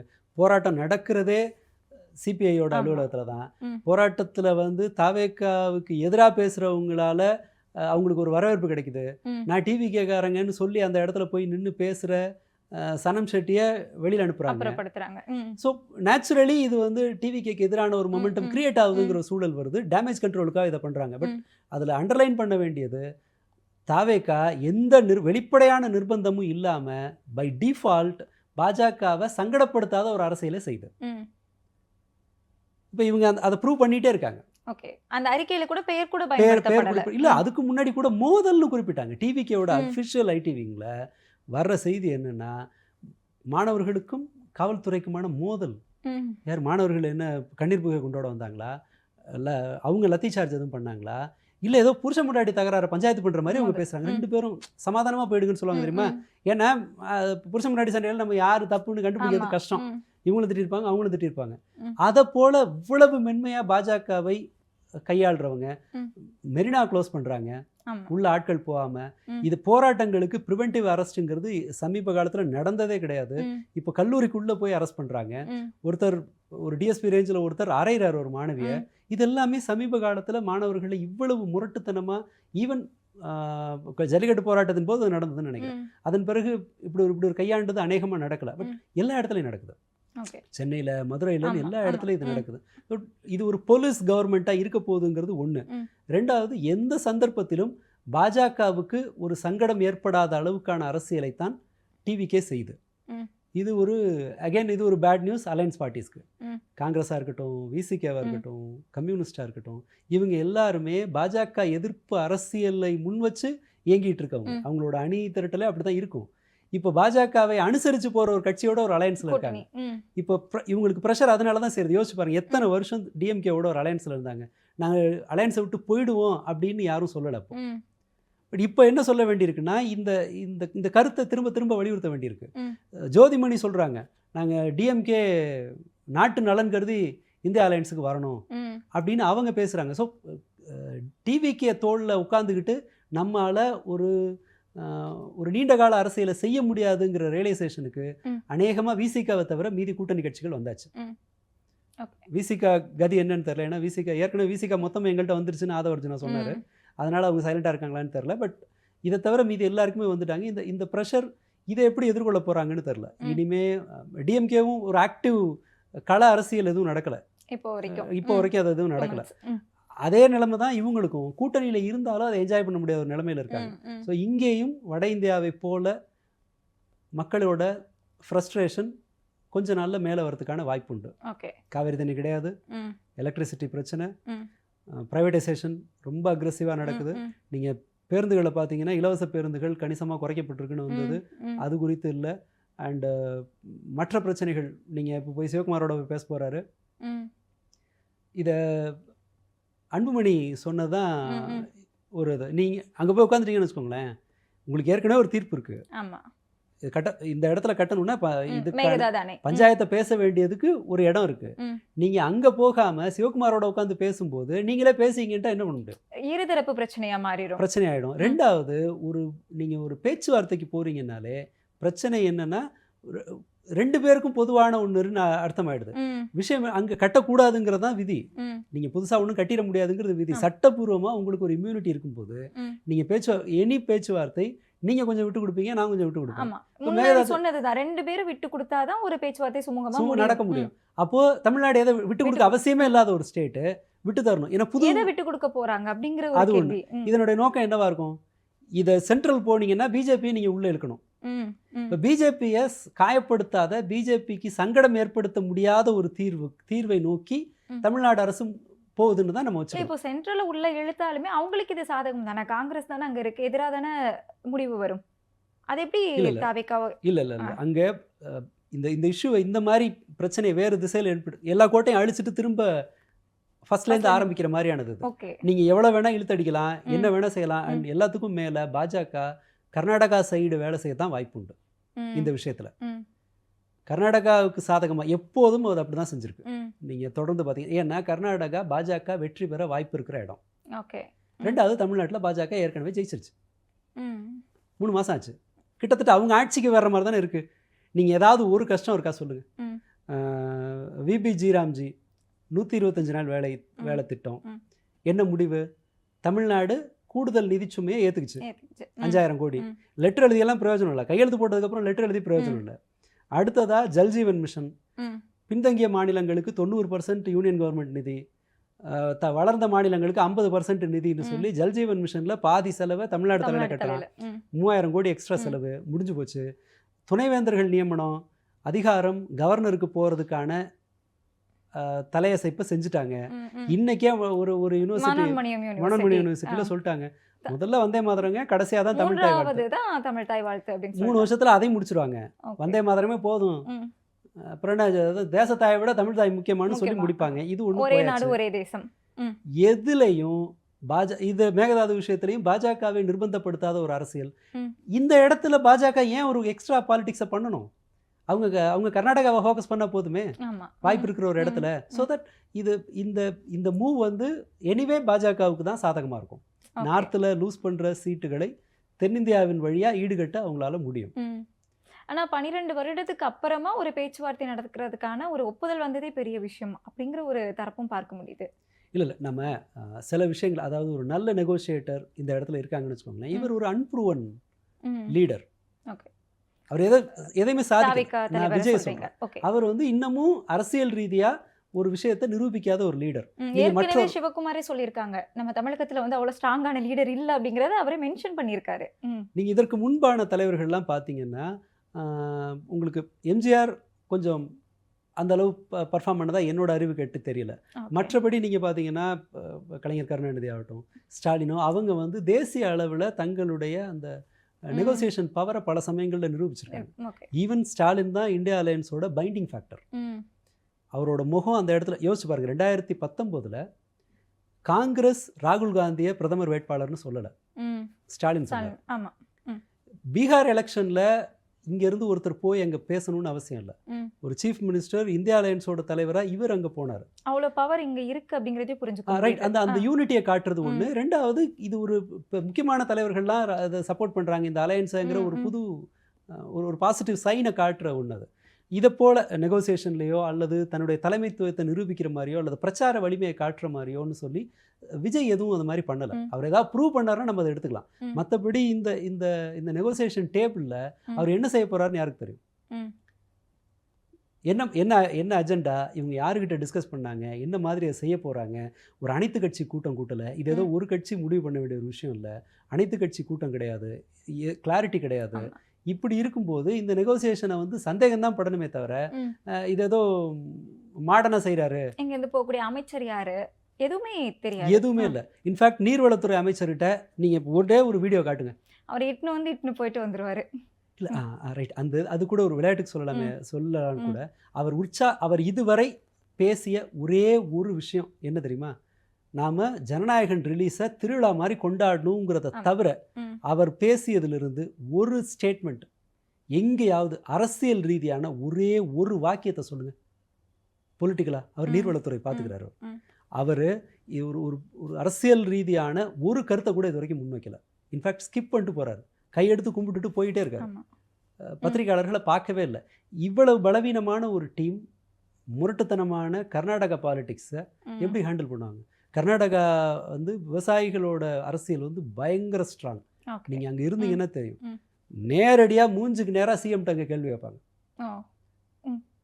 நான் அங்கே அந்த செய்தி பார்த்துருக்கேன். ம். ஒரு விவசாயி பெங்களூர் மைசூர் ஹைவே, எடியூரப்பா சிஎம். ம். என்ன அவர் எடியூரப்பா சொல்கிறார், அவர் வீட்டில் நடக்குது கூட்டம். ம். அவர் அங்கே எடியூரப்பா கேட்குறாரு, தான் ஏக்கருக்கு 20 லட்ச ரூபா தர்றாங்கல்ல, கொடுத்துடலாம்லன்னு. ம். விவசாயி கேட்குறாரு, நான் 20 லட்ச ரூபா தரேன், நீ உன் வீட்டை காலி பண்ணுறேன்னு ஆமா, கேட்டார். இந்த செய்தி நல்ல ட்ரெண்டிங் ஆச்சு கூட அந்த சமயத்துல. அப்போ ம். எடியூரப்பா அதை கேட்டுட்டாரு. ம். ஏன்னா நீங்கள் அந்த ஃபார்மர்ஸோட இதில் கை வச்சிடவே முடியாது. ம். அங்கே என் நண்பர் ஒருத்தர் அங்கே அந்த எலக்ட்ரிசிட்டி அந்த கிரிட்டு போடுற வேலைக்கு போனவர், அவர் சில விஷயம் சொல்லுவார். ஒரு ஊரில் அந்த அந்த போஸ்ட் இருக்குல்ல, அது பெருசாக இருக்கும்ல, ம். ம். ஹை வோல்டேஜ் அந்த எலக்ட்ரிசிட்டி ஆமா. கம்பவுண்டாக இருக்குல்ல, ம். பெருசு பெருசாக, அதை போடும்போது 2 விவசாயி வந்து உட்காந்துருப்பாங்களாம். ஓகே. 100 போலீஸ் நிற்கும் பின்னாடி. ம். ஒரு நாள் ஃபுல்லாக அப்படியே உட்காந்துருப்பாங்க. ம். ஒன்றுமே பண்ண முடியாது. அவன் கையை பிடிச்சி கூட இழுத்துட முடியாது. அங்கே அவ்வளோ ஸ்ட்ராங் அது. ம். ஏன்னா அது கட்டுப்படுத்துறது விவசாய கம்யூனிட்டி தான் பல இடங்களில். ம். கொஞ்சம் பின்தங்கியதுன்றதுனால விவசாயிகளோட பலம் வந்து அதிகம். ம். அவன் இந்த மாதிரியான காவேரி பிரச்சனை இதெல்லாம் வச்சு தான் அங்கே ஒட்டுமொத்த அரசியலே இயங்கும். ஓகே. ஸோ அவங்க முரட்டுத்தனமானவங்க, ம். இவங்க அந்த அளவுக்கு யூனிட்டி இல்லாதவங்க, ஃபோக்கஸ் இல்லாதவங்க, விஷன் இல்லாதவங்க. ம். இவங்களும் அவங்களும் ஒரு டேபிளில் நெகோஷியேட் பண்ணால் என்ன நடக்கும்? ஓகே. ஏன் சந்தேகம் தான். எக்ஸ்பீரியன்ஸ் இல்லாதவங்க அது கூட சேர்த்துக்கலாம். இல்லை, அது கூட அவசியம் இல்லை. ம். எக்ஸ்பீரியன்ஸ் இருக்கணுங்கிறது கூட தேவையில்லை. ம். ஆனால் உங்களுடைய 3 மாத நடத்தை எதை வெளிப்படுத்துதுன்னா, நீங்கள் வெளிப்படையானவர்கள் இல்லை. ம். நீங்கள் ஒரு இன்னொரு தரப்போடு ஃபைட் பண்ணுற அளவுக்கு உங்களுக்கு கெப்பாசிட்டி பத்தாது. ம். நீங்கள் எல்லா பிரச்சனையும் டிஎம்கே மேலே பழிய போட்டு எஸ்கேப் ஆக முயற்சி பண்ணுறீங்கிறது தான் இந்த 3 மாதத்து ப்ராக்ரஸ் ரிப்போர்ட்டை காட்டினீங்கன்னா எடுத்து வச்சோன்னு வச்சுக்கோங்களேன், 2 பாயிண்ட் தான் இருக்கும். ஓகே. டிஎம்கேவை எல்லாத்துக்கும் டிஎம்கே மேலே பழி போடுறது, 2வது லஞ்ச ஊழலை ஒழிச்சிட்டோம் அப்படின்னு ஒரு ப்ராப்பகண்டா. லஞ்ச ஊழலை ஒழிச்சிட்டாங்கன்னா இன்னமும் லைசன்ஸ் நீங்கள் ஆக்சுவல் அமௌண்ட்டை கட்டி தான் லைசன்ஸ் வாங்குறாங்களான்னு செக் பண்ணுங்கள். இன்னமும் பத்திரப்பதிவுக்கு வெறும் பத்திர காசு மட்டும்தான் எழுதுறாங்களான்னு போய் பாருங்கள். இன்னமும் டெண்டர் இதெல்லாம் வந்து முன்னாடி இருந்ததை விட டெண்டர் விலை குறைஞ்சிருக்கான்னு பாருங்கள், கிடையாது. இப்போதும் ஆல்கஹாலில் வந்து பார்ட்டி ஃபண்டை நிறுத்திட்டிங்கன்னா ஆல்கஹால் விலை குறையணும். பெட்டிக்கு 90 ரூபா விலை ஏறி இருக்கு. 10 ரூபா, அது 25% சம்பளத்தை ஏற்றுனேன்னு சொன்னாங்க. அப்போ பாட்டிலுக்கு 10 ரூபா எக்ஸ்ட்ரா வாங்குறது குறைஞ்சிருக்கணும். இப்போ பல இடங்கள்ல 20 ரூபா எக்ஸ்ட்ரா கூட வாங்குறாங்க. ஒரு இது கொடுத்துருக்காங்க. முதல் தடவை உங்க தவறு நிரூபிக்கப்பட்டுச்சுன்னா 3 மாதம், அடுத்து 6 மாதம், அடுத்து பணி நீக்கம் அப்படிங்கிற மாதிரியான ஒரு செய்தி கொடுத்துருக்காங்க. ப்ரைவேட்டைசேஷன் ஒரு செய்தி வருது. ம். ஆனால் லஞ்சம் ஊழலோட ஹிஸ்ட்ரியை பார்த்தோம்னு வச்சுக்கோங்களேன், ஒரு காலத்திலையும் லஞ்சத்தையும் ஊழலையும் ஒழிக்க முடியாது. பஞ்ச் டயலாக வச்சு ம். ஒழிக்க முடியாது. ம். குறைக்கலாம், கட்டுப்படுத்தலாம். எல்லா இடத்துலையும் நீங்கள் பணம்னு ஒன்று இருக்கும்போது கரப்ஷன் ஒன்று இருக்கும். ம். ஆனால் நீங்கள் கட்டுப்படுத்தலாம். ஓகே. சின்ன உதாரணம், ஜப்பானில் இந்த ரோடு போடுற மாதிரியான அரசாங்க வேலைகளில் அந்த கார்டல்ஸ் இருக்கும். ம். ஒருத்தருக்கு ஒருத்தர் நெக்ஸஸில் என்ன பண்ணுவாங்கன்னா விலையை வந்து ஏற்றுவாங்க. ம். இதை கண்டுபிடிச்சி ரொம்ப வருஷம் இதை எச்சரித்து அரெஸ்ட் பண்ணுவோம்லாம் ம். சொல்லி பண்ண முடியாமல் கடைசியாக ஒரு ஸ்கீம் அறிவிக்கிறாங்க. ம். முதல்ல வந்து நீ ஒத்துக்கிட்டா அவங்களுக்கு தண்டனை கிடையாது, ம். பெனல்ட்டி கிடையாது. ம். இதுலேருந்து நான் வரேன்னு சொல்லிட்டு 2வதா வர்றவனுக்கு தண்டனை கிடையாது, கொஞ்சம் பெனல்ட்டி. ஓகே. 3வதா இந்த கார்ட்டெல்லாம் நான் இது மாதிரி பண்ண மாட்டேன்னு சொல்லி ஒத்துட்டு வர்றவங்களுக்கு இது ம். கிடையாது. இப்படி ஒரு சிஸ்டம் வச்சு அடிச்சு பிடிச்சிட்டு எல்லாரும் வந்து ஒத்துக்கிட்டாங்க. ஓகே. அதன் பிறகு அதை ரெகுலேட் பண்ணாங்க. ம். இதை மாதிரி ஒரு வேலையை செய்ய முடியும். ஃபாஸ்ட் ட்ராக், ரொம்ப வேகமான கோர்ட்டு, இண்டிபெண்ட் கோர்ட்டு, ம். இதை வச்சுட்டு ஹெவி பெனல்ட்டி, ரொம்ப சீக்கிரம் விசாரணை அப்படின்னு சொல்கிற ஒரு சிஸ்டம் வச்சு சிங்கப்பூர் தன்னோட ஊழலை கட்டுப்பாட்டில் வைக்குது. ம். ம். ஒவ்வொருத்தருக்கும் ஒரு பாணி இருக்கும். சில இடங்களில் நீங்கள் ஒரு அளவுக்கு மேலே சொத்து சேர்க்க முடியாதுன்னு ஒரு நிலைமை இருந்துச்சுன்னு வச்சுக்கோங்களேன், அப்போது உங்களால் வந்து லஞ்சத்தை வாங்கிட்டு நீங்கள் இன்னொரு சொத்து வாங்கினீங்கன்னா மாட்டிக்குவீங்க. ஆமா. அப்படி ஒரு சிஸ்டம் இருக்கலாம். வேறொரு சிஸ்டம் என்னென்னா, நீங்கள் 40% டேக்ஸை கட்டு, உன் படிப்பு, வயசானதுக்கப்புறம் உன்னோட ஓல்டேஜ் கேரு, உன் குழந்தைங்களோட படிப்பு, உன்னோட மெடிக்கலு எல்லாத்தையும் கவர்மெண்ட்டு பார்த்துக்கும் அப்படின்னு ஒரு பாதுகாப்பு இருக்கும்போது உங்களுக்கு லஞ்சம் நடக்காது. அல்லது போதுமானதில் ஆள் இருக்காங்க. இப்போ ஏன் நம்ம ஆர்டிஓ ஆஃபீஸில் போய் லஞ்சம் கொடுக்க வேண்டியிருக்கு? ஏன்னா நீங்கள் யார்கிட்ட போகிறது, எங்கே அப்ளிகேஷன் வாங்குறது, என்ன பண்ணுறது நமக்கு தெரியாது. ஒரு ரிசப்ஷனிஸ்ட் இருந்தால் பல இடங்களில் உங்களால் லஞ்சத்தை வந்து தடுக்க முடியும். போதுமான எண்ணிக்கையில் சஃபிஷியன்ட் நம்பர் ஆஃப் ஆளுங்க இருந்தாங்கன்னா வேலை ப்ராப்பராக நடக்கும். சஃபிஷியன்ட் நம்பரில் ஆட்கள் இருந்தாங்கன்னா உங்களுக்கு டைம் லைன் ஃபிக்ஸ் பண்ண முடியும். இத்தனை நாளில் லைசன்ஸு, இத்தனை நாளில் ஜாதி சான்றிதழ், இத்தனை நாளில் இது அப்படின்னு சொல்லிட்டு ஒரு லைன் இதெல்லாம் இருக்கும். உங்களுக்கு லஞ்சத்தை ஒழிக்கிறதுக்கு வேலைன்னா அது முடியாதது இல்லை. கட்டுப்படுத்த முடியும், ஒழிக்கிறதுக்கு முடியாது, கட்டுப்படுத்த முடியும். அதுக்கு நீங்கள் 10 இடத்துல நிதானமாக வேலை செய்யணும். மைக்கை பிடிச்சிட்டு ஒழிஞ்சிருச்சுன்னு ஃபேக் நியூஸ் போடுறதுனாலையோ, இப்போ நான் ஒரு பைசா லஞ்சம் இல்லாமல் அரசாங்கத்தை நடத்துகிறேன்னு இப்போ டைலாக் பேசுகிறதுனாலலாம் அது செய்ய முடியாது. அது ஒரு பெரிய வேலை. ஓகே. அதனால் அது இவங்க வந்து இந்த பஞ்ச் டைலாக் பார்ட்டி இதெல்லாம் ஒழிச்சிரும்னு நம்பிட்டு இருந்தாங்கன்னா அவங்க கனவுல இருக்காங்க, அப்பார்ட்மெண்ட் விட்டு வெளியில் வரலன்னு வேணால் வச்சுக்கலாம். பட் ஓகே, இது 2 மட்டும் தானே இந்த 3 மாதத்தில் நடந்தது. ஒரு உறுதியான ஒரு நிலைப்பாட்டு ரீதியான மாற்றம், ப்ராக்ரஸ் ஏதாவது ஒன்று இருந்துச்சானா இல்லவே இல்லை. அப்போ இனிமே அந்த மாதிரி தான் இருக்கும். அப்படி தான் நம்ம எடுத்துக்கணும். இதுக்கு மேலே தான் மாறினா ஒத்துக்கலாம். அதுவரை இவங்களோட 3 மாதத்து பர்ஃபார்மன்ஸை வச்சு தான் நம்ம பேச முடியுமே தவிர கற்பனையிலேருந்து நம்ம பேச முடியாது. ஓகே. இதுதான் இவங்களோட இதில் இருந்து. அதனால் கர்நாடகாவுடனான நெகோசியேஷன்லையும் டிவிக்கே ஒரு லாஸ் வரும் அப்படின்னு எடுத்துக்கலாம். லாஸ் வரும்னு நம்ம சொல்ல தேவையில்லை. பட் அந்த இடத்துல இவங்க நல்லபடியாக இவர்கள் அதை பெர்ஃபார்ம் பண்ணுவாங்கன்னு நம்புறதுக்கான எந்த அடிப்படையும் கிடையாது. அது நீங்கள் டான்ஸ் ஆடி பாட்டு பாடியெல்லாம் வந்து கர்நாடகாவுடனான நெகோசியேஷனில் நீங்கள் வின் பண்ண முடியாது. அது இங்கேயோட முடிஞ்சிடும்.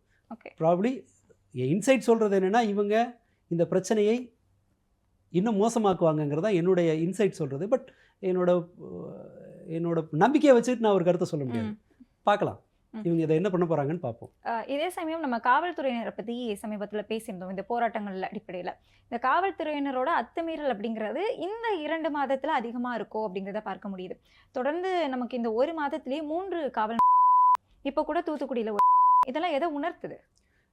நடிகர் சினிமாலேருந்து அரசியலுக்கு வர்றவர்கள், அதாவது முகத்தை வைத்து வெறும் ஃபேஸ் மட்டுமே அரசியல் நிலைப்பாடு இல்லாமல் ஒரு கட்டமைக்கப்பட்ட ஒரு அமைப்பு ரீதியாக வலுவாக இருக்கிற ஒரு கட்சி இல்லாமல் வெறும் ஒருத்தரோட மூஞ்சை மட்டுமே வச்சுக்கிட்டு ஒரு அரசு வருதுன்னா அது போலீஸ் ப்ரூட்டல் கவர்மெண்ட்டாக தான் இருக்கும். ஓகே. எம்ஜிஆர் காலத்துலேருந்து தான். எம்ஜிஆர் காலத்தில் தான் இடதுசாரிகள் வந்து வெறித்தனமாக வேட்டையாடப்பட்டாங்க. இந்த நக்சல் மூமெண்ட்டெல்லாம் இருக்கு இல்லையா, தருமபுரியில் அங்கே இதெல்லாம் வந்து ரொம்ப வெறித்தனமாக வேட்டையாடப்பட்டாங்க. காவல்துறை அத்துமீறல் வந்து ஜெயலலிதா காலத்தில் 91-96 வந்து பீக்கில் இருந்துச்சு. அப்போ தான் பார்த்தீங்கன்னு சொன்னால் போலீஸ் ஸ்டேஷன்னாலே பொம்பளைங்க 1/2 கிலோமீட்டர் முன்னாடியே இந்த பக்கம் ஓடுற ஒரு நிலைமை இருந்தது. அந்த வாச்சாத்தி சம்பவம் ஆகட்டும், அல்லது சிதம்பரம் பத்மினி இவங்க அப்படின்னு சொல்லிட்டு, ஈவன் இங்கே ரீட்டான்னு சொல்லிட்டு ஒரு அது எக்கச்சக்க கேசஸ் அங்கே இருக்கும். போலீஸ் சித்திரவதைகள் அது ரொம்ப உச்சத்தில் இருந்தது ஜெயலலிதா பீரியடில். இது ஏன்னா இவங்க ஒரு முகம் தான் வரும்போது போலீஸை வச்சு எல்லாத்தையும் அதிகாரத்தின் வழியாகவே கட்டுப்படுத்தலான்னு நினைப்பாங்க. இப்போ ஒரு ஸ்ட்ரக்சர்ட் பார்ட்டி இருக்குன்னு சொன்னால் கீழே இருக்கிற ஒரு மாவட்ட செயலாளர் லெவலில் ஒரு ஆள் வந்து எங்கள் ஊரில் இந்த மாதிரி அழிச்சாட்டியம் பண்ணால் நாளை பின்ன நான் ஓட்டு கேட்டு போக முடியாதுங்கன்னு சொல்லி கட்சிக்காரங்க ப்ரெஷரை கவர்மெண்ட் மேலே போடுவாங்க. பட் சினிமா பிரபலங்களோட அரசியல் வந்து எப்போதுமே அவங்க ஹீரோயிசமை நம்புறவங்க. அடித்து தான் போலீஸ் எப்போவுமே எதிர்க்க இருக்கவனா அடித்து தன்னோட அதிகாரத்தை காட்ட விரும்பும். அந்த போலீஸ் அதிகாரம் சரின்னு நினைக்கிற அளவில் தான் சினிமாக்காரங்க இருப்பாங்க. அதனால் இவர்கள் இருக்கிறது எப்போவுமே போலீஸோட ஒரு கை கூடுதலாக இருக்கும். டிவிகேல இருக்கிற இன்னொரு பெரிய பிரச்சனை என்னென்னா இவங்க எல்லாருமே ஒரு அனுபவம் இல்லாத ஒரு ஆளுங்க. இவங்க ஒரு கலாட்டா பண்ணி இந்த டிவிகேவோட வேற எந்த அரசியல் கட்சி கூட்டத்துக்கு டிரான்ஸ்ஃபார்மருக்கு பாதுகாப்பு போட வேண்டியிருக்கு. எங்கே மரத்து மேலே ஏறுறாங்க. இவங்க அரசியலுக்கு வந்த பிறகு இவங்களோட தினசரி நடவடிக்கை என்ன இருக்கும்? ஸோ போலீஸ் வந்து இது ஒரு பெரிய தொல்லை, அடித்து தான் இந்த பிரச்சனையை தீர்க்கணுங்கிற மனோநிலைக்கும் கூடுதலாக வருவாங்க. வழக்கமாகவே போலீஸோட பாணி அதிகாரத்தின் வழியாக ஒரு அமைதியை கொண்டு வர்றது. அவங்களுக்கு நீங்கள் போராடுறதுக்கான காரணம்லாம் பிரச்சனையே கிடையாது. ஐஸ்கிரீம் கிடைக்கலன்னு ஒருத்தன் போராடினாலும் அவனுக்கு ஒன்று தான், எங்களுக்கு சாப்பாடு இல்லைன்னு ஒருத்தன் போராடினாலும் ஒன்று தான். போராடுறவன் நல்ல நோக்கமா கெட்ட நோக்கமா, அவன் பாவமா இல்லை பாவம் இல்லையா, அதெல்லாம் அவங்களுக்கு பொருட்டே கிடையாது. நீ ரோட்டுக்கு வந்தீங்கன்னா நீ எதிரி. இதுதான் போலீஸோட வெள்ளைக்காரங்காலத்துலேருந்து இருக்கிற போலீஸ் சிஸ்டம். அதே சிஸ்டம் தான் நாம் இப்பவும் ஃபாலோ பண்ணுறோம். அதனால் இந்த இடத்த காலி பண்ணிடுறது, ரோடை ஃப்ரீயாக வச்சிரு, போய் தொலை அப்படிங்கிறது தான் அவங்களோடது. அப்படி இருக்கும்போது இந்த மாதிரியான அரசில் ஒரு போலீஸ் ப்ரூட்டல் கவர்மெண்ட் தான் இருக்கும். அதுதான் இவங்க இன்னமும் அதுக்கான பதிலே கூட சொல்லலை. யோசிச்சு பாருங்க, அஜித் போலீஸ்காரங்க சட்டவிரோத கஸ்டடியில் அடிச்சு ஒரு முதல்வர் போய் நீ போய் அடின்னு சொல்லியிருக்க போகிறதில்ல. ஆனாலும் ஒரு முதல்வர் அதற்கான பொறுப்பு எடுத்துக்கிட்டு சாரிம்மா அப்படின்னு கேட்கும்போது இது அரசு அதிகாரிகளுக்கு ஒரு பயத்தை உருவாக்கும். சிஎம் தலையிடுற லெவலுக்கு பிரச்சனை போகும். அப்போ நாளை பின்ன அந்த கோபம் என் மேலே தான் திரும்பும். அப்படிங்கிறதுனால அடுத்த முறை ஒரு காவல் பயம் இருக்கும். ஆமாம், ஒரு கஸ்டடியில் இருக்கவனை ப்ராப்பராக நடத்தணுங்கிற எண்ணம் இருக்கும். இப்போ வரைக்கும் கவர்மெண்ட் அதை பற்றி ஒன்றும் அலட்டிக்கவே இல்லையா. இன்ஃபேக்ட் டிவிகேல எப்படி சோஷியல் மீடியா ப்ராபகண்டா வந்தது, அந்த கோயம்புத்தூரில் ஒரு பொண்ணு, ஒரு குழந்தை, சூலூர், அந்த 4 வயசு 5 வயசு குழந்தை இறந்து போதில்ல, பெட்ரோல் மேலே பழி போட்டாங்க, அம்மா குடிச்சாங்கன்னு சொன்னாங்க. எவ்வளவு அசிங்கமான ஒரு இது. அம்மா சரி இப்போ அம்மா குடிச்சிருந்தா பிள்ளைய கிட்னாப் பண்ணிடலாமா ஒருத்தன்? அந்த கேள்வி வந்திருக்கணும்ல. அது யாருமே வரல. அம்மா குடிச்சிருந்தாங்கங்கிறது வந்து சரசரன்னு ப்ராபகேட் ஆகுது. எல்லா இதை மாதிரியான ரொம்ப அரசாங்கம் மண்டி போட்டு மன்னிப்பு கேட்க வேண்டிய லெவலுக்கான எல்லா பிரச்சனைகள்லையும் இந்த அரசாங்கத்துக்கு ஒரு பெரிய ப்ரெஷர் உருவாகலை அப்படிங்கும்போது, கூட்டணி கட்சிகள் ஒரு பெரிய நெருக்கடி அரசுக்கு கொடுக்கலங்கும்போது அவங்க ஏன் மாற்றிக்க போகிறாங்க? ஒரு நெருக்கடி வந்து அதானே ஒருத்தர் மாற்றுவோம். அது வரைக்கும் நான் செய்கிறது சரின்னு தானே நினைப்பான். அதனால இது இன்னுமே அப்படி தான் இருக்கும். இப்போ இந்த போராட்டத்தை ஒடுக்குறதுலையும் கூட போலீஸ் வந்து ரொம்ப கிளியர் மெசேஜ் சமூகத்துக்கு கொடுக்குது, வந்துடாத அடிதான். ஆமாம். அப்போ கவர்மெண்ட் என்ன கேட்கல அப்படிங்கும்போது போலீஸ் என்ன செய்யும்? கவர்மெண்ட்டுக்கு ப்ரெஷர் வரலங்கும்போது கவர்மெண்ட் கண்டுக்காது. கவர்மெண்ட் சைட்லேருந்து ப்ரெஷர் வரலங்கும்போது போலீஸ் நான் பண்ணுறது தான் சரிங்கும். இது இன்னும் அதிகம் தான் ஆகும்.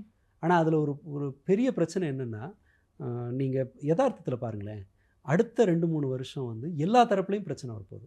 காவேரி தண்ணி இல்லை, எலக்ட்ரிசிட்டி இல்லை. இது எல்லாமே இப்போ காவேரி நீர் இல்லைன்னு சொன்னால் சேலத்தில் ஆரம்பித்து இங்கே காரைக்கால் நாகப்பட்டினம் வரைக்கும் எல்லா இடத்திலும் இருக்கிற பல லட்சம் மக்கள், இன்ஃபேக்ட் கிட்டத்தட்ட 1-2 கோடி மக்களை நேரடியாக பாதிக்க போகிற ஒரு பிரச்சனை. அவங்க என்ன பண்ண முடியும்? கேட்க முடியுமா? அவங்க போராடத்தான் போகிறாங்க. எலக்ட்ரிசிட்டி இப்போ வரைக்கும் சால்வ் ஆகலை. இந்த வெயில் இன்னும் 3 மாதத்துக்கு நீட்டிக்க போகுது. இப்போ வரைக்கும் மின்வெட்டு சாதாரணமாக நடக்குது. அவங்க என்ன செய்வாங்க? அவனுக்கு வேறு வழி கிடையாது, அவன் ரோட்டுக்கு தான் வந்தாங்க. இந்த பள்ளி கல்லூரிகளில் நீங்கள் அரசு கல்லூரிகளில் என்ரோல்மெண்ட் 62% தான் ஆச்சு கடைசியாக வந்த செய்தியின்படி.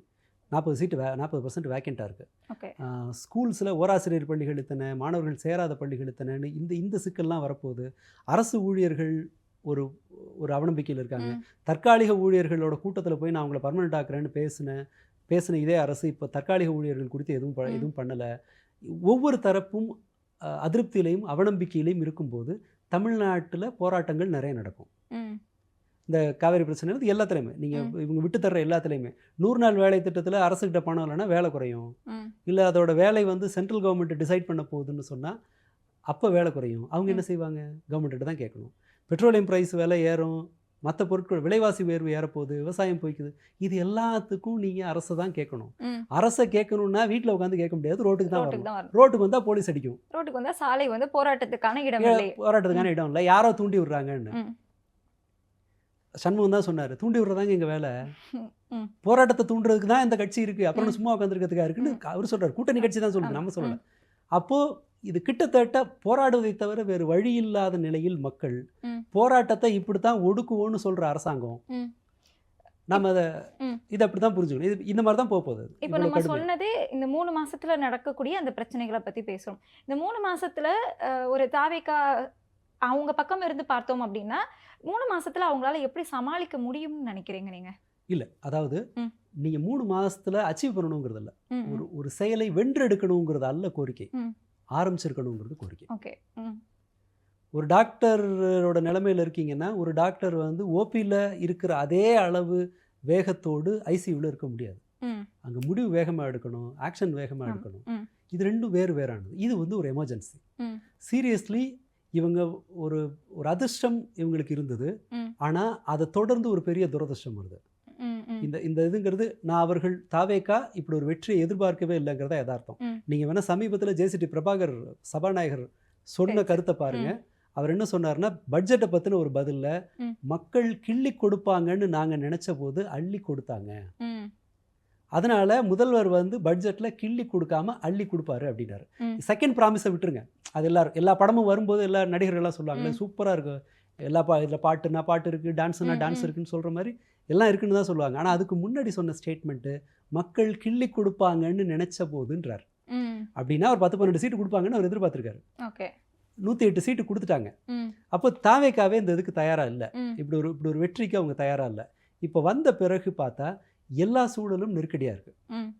ஒரு ரேப்பிட் ஆக்ஷன் செய்ய வேண்டிய ஒரு நேரத்தில் ஒரு தீவிரமான மாற்றங்கள் செய்வதற்கான நீங்கள் அதற்கான முயற்சி கூட இல்லையா? இல்லை, எதுக்கு முக்கியத்துவம் கொடுக்கணும் அப்படிங்கிறது தெரியலையோ அப்படின்னு கூட பார்க்கலாமா? இல்லை, அப்படிலாம் இல்லை. கேட்க தயாராக இருந்தால் தான் உங்களுக்கு வரும். நீங்கள் ஒரு அரசு எல்லா விஷயத்துலையும் எக்ஸ்பர்ட்டாக இருக்கணும்னு அவசியம் இல்லை. ஆனால் நீங்கள் விரும்புனீங்கன்னா உங்களுக்கு சப்போர்ட் பண்ணுறதுக்கு எக்ஸ்பர்ட் வெளியில் இருக்காங்க. நீங்கள் யார் ஒருத்தரையும் அதை கூப்பிட்டு பயன்படுத்திக்க முடியும். ஓகே. அல்லது இதுக்கு நான் விருப்பமாக இருக்கேங்கிறத ஒன்றை காட்டிட முடியும். பட் இவங்க தொடர்ந்து எதில் செய்கிறாங்க? ரீல்ஸ் போடுறதுல, ஒரு ஃபேக் நியூஸை ப்ராபகேட் பண்ணுறதுல, அல்லது வந்து திமுக மேலே பழிய போடுறதுல, ஒரு சட்டம் ஒழுங்கு லா அண்ட் ஆர்டர் பிரச்சனைக்கு முதல்வர் வந்து இன்னொரு கட்சி மேலே பழி போடுறாரு. இது ஒரு சிஸ்டமை நீங்கள் ப்ராப்பராக வச்சுக்க வேண்டியது. இந்த மெத்தட் இருக்குல்ல, இவங்க ப்ராக்ரெசிவாக ஒரு விஷயத்தை அட்டன் பண்ணுறதுக்கான எடுத்த நடவடிக்கை எனக்கு தெரிஞ்சு எதுவும் இல்லை.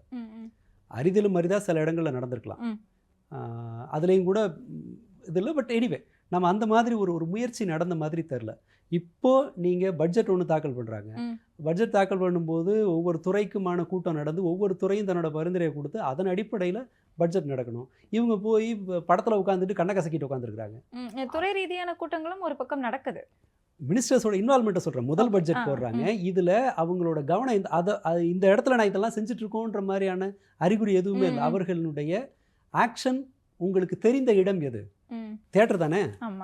அவ்வளோதான். அவரே ஒழுங்காக நடிக்க முடியாமல் தான் சினிமா அரசியலுக்கு வந்திருக்கிறாரு. இவங்க போய் தியேட்டரில் உட்காந்துட்டு பர்ஃபார்ம் பண்ணுறாங்க. எங்கே போகிறாரு? இப்போ பழைய படத்தை ஒரே படம் தானே. படத்தில் என்ன மாறிச்சு? அவர் மாடுலேஷன் மாறிச்சா? இல்லை. ஹேர் ஸ்டைல் கூட புதுசாக அவர் ட்ரை பண்ணல. அஜித்தாவது பரவாயில்ல, லேடி வேஷம் போட்டிருக்காரு, மீசை எடுத்திருக்காரு. இவர் அந்த அளவுக்கு கூட இல்லை. என்ன இது வந்து ஒரு மத வழிபாட்டு ஒரு போலி அந்த வழிபாட்டு கூட்டங்கள்லாம் நடக்கும். ஒரு 4 பேர் அவங்களே ஏற்பாடு பண்ணி அழுவு விடுவாங்க. அதை பார்த்துட்டு மீதி பேர்லாம் எழுதுவாங்க. பேண்ட் வாகன் எஃபெக்ட்னு சொல்லுவாங்க. ஒரு 4 பேர் அழுவு விட்டோன்னா மீதி எல்லாமே அழுதுரும்னு சொல்லிட்டு இது அந்த வேலை தான் நடந்துட்டு இருக்கு. இப்போவும் ஜனநாயகனை ஓட வைக்கிற வேலை தான் நடக்குதே தவிர பட் ப்ராக்ரெசிவாக அவங்க பார்க்கக்கூடாதுங்கிறதுலாம் இல்லை. பட் அவர்கள் வழியாக என்ன செய்தி வருது? இது மட்டும் தானே வருது. வேறு எந்த ஒரு நேர்மறையான செயல்பாடுகள்னு எதுவுமே வரல. அவர் சொல்கிறவங்களும் ஏதாவது குண்டக்க மண்டக்க தான் பேசிகிட்டு இருக்கிறாங்க. ராஜ்மோகன் இன்னமும் பட்டிமன்றத்தில் பேச மாதிரியே தான் பேசிகிட்டு இருக்காரு. வாய் கூசாமல் ஒரு விஷயத்த சொன்னார். நாங்கள் பாடப்புத்தகங்களை மாற்றிருக்கோம், அதாவது தன்வேக கற்றலுக்கு தகுந்த மாதிரி பாடப்புத்தகத்தை மாற்றிருக்கோம் நாங்கன்றார். 40வது நாளில் சொல்கிறார். எப்படி முடியும்? ஒரு எக்ஸ்பர்ட் கமிட்டி போடணும். நீங்கள் ஏற்கனவே புக்ஸ் எல்லாம் பிரிண்ட் ஆகிருக்கும். நீங்கள் அதை புதுசு சேர்க்கணும்னா பிரிண்ட் பண்ணி வர்றதுக்கே நீ புதுசாக ஒரு மெட்டீரியல் PDF இருக்குனாலே அதை பிரிண்ட் பண்ணி கொண்டு வரதுக்கு 40 நாள். ஏப்ரல் அப்படிங்கிற செய்தி கூட வந்திருந்தது. தன்வேக கற்றலுக்கு மாற்றிருக்கோம் அப்படிங்கிறாரு. இப்போ வந்து அது என்னமோ ஒரு ஒத்திசைவு பட்டியலுக்கு கல்வியை கொண்டு வரணும். ஆமாம், ஒத்திசைவு பட்டியலுக்கு கல்வியை போட்டாங்க. என்னன்னா அவருக்கு இப்போ தான் தெரியுது ஒத்திசைவு பட்டியல் ஒரு வார்த்தை ஞாபகம் வந்துருச்சு. இவங்க இன்னொரு அம்மா போய் ஒருத்தவங்க போய் வாட் இஸ் யுவர் ஃபாதர் அப்படின்னு கேட்டு தன்னோட பர்ஃபார்மன்ஸை, தன் அறிவுத்திறன் மீது நம்பிக்கை இல்லாதவங்க என்ன பண்ணுவாங்கன்னா தன்னை விட ரொம்ப பலவீனமாக இருக்கவங்கள்ட்ட போய் தான் அறிவை காட்டுவாங்க. விஷயம் இருக்கிறவன் தனக்கு ஈக்குவலாக இருக்கவங்கள்ட்ட பேசுவான்.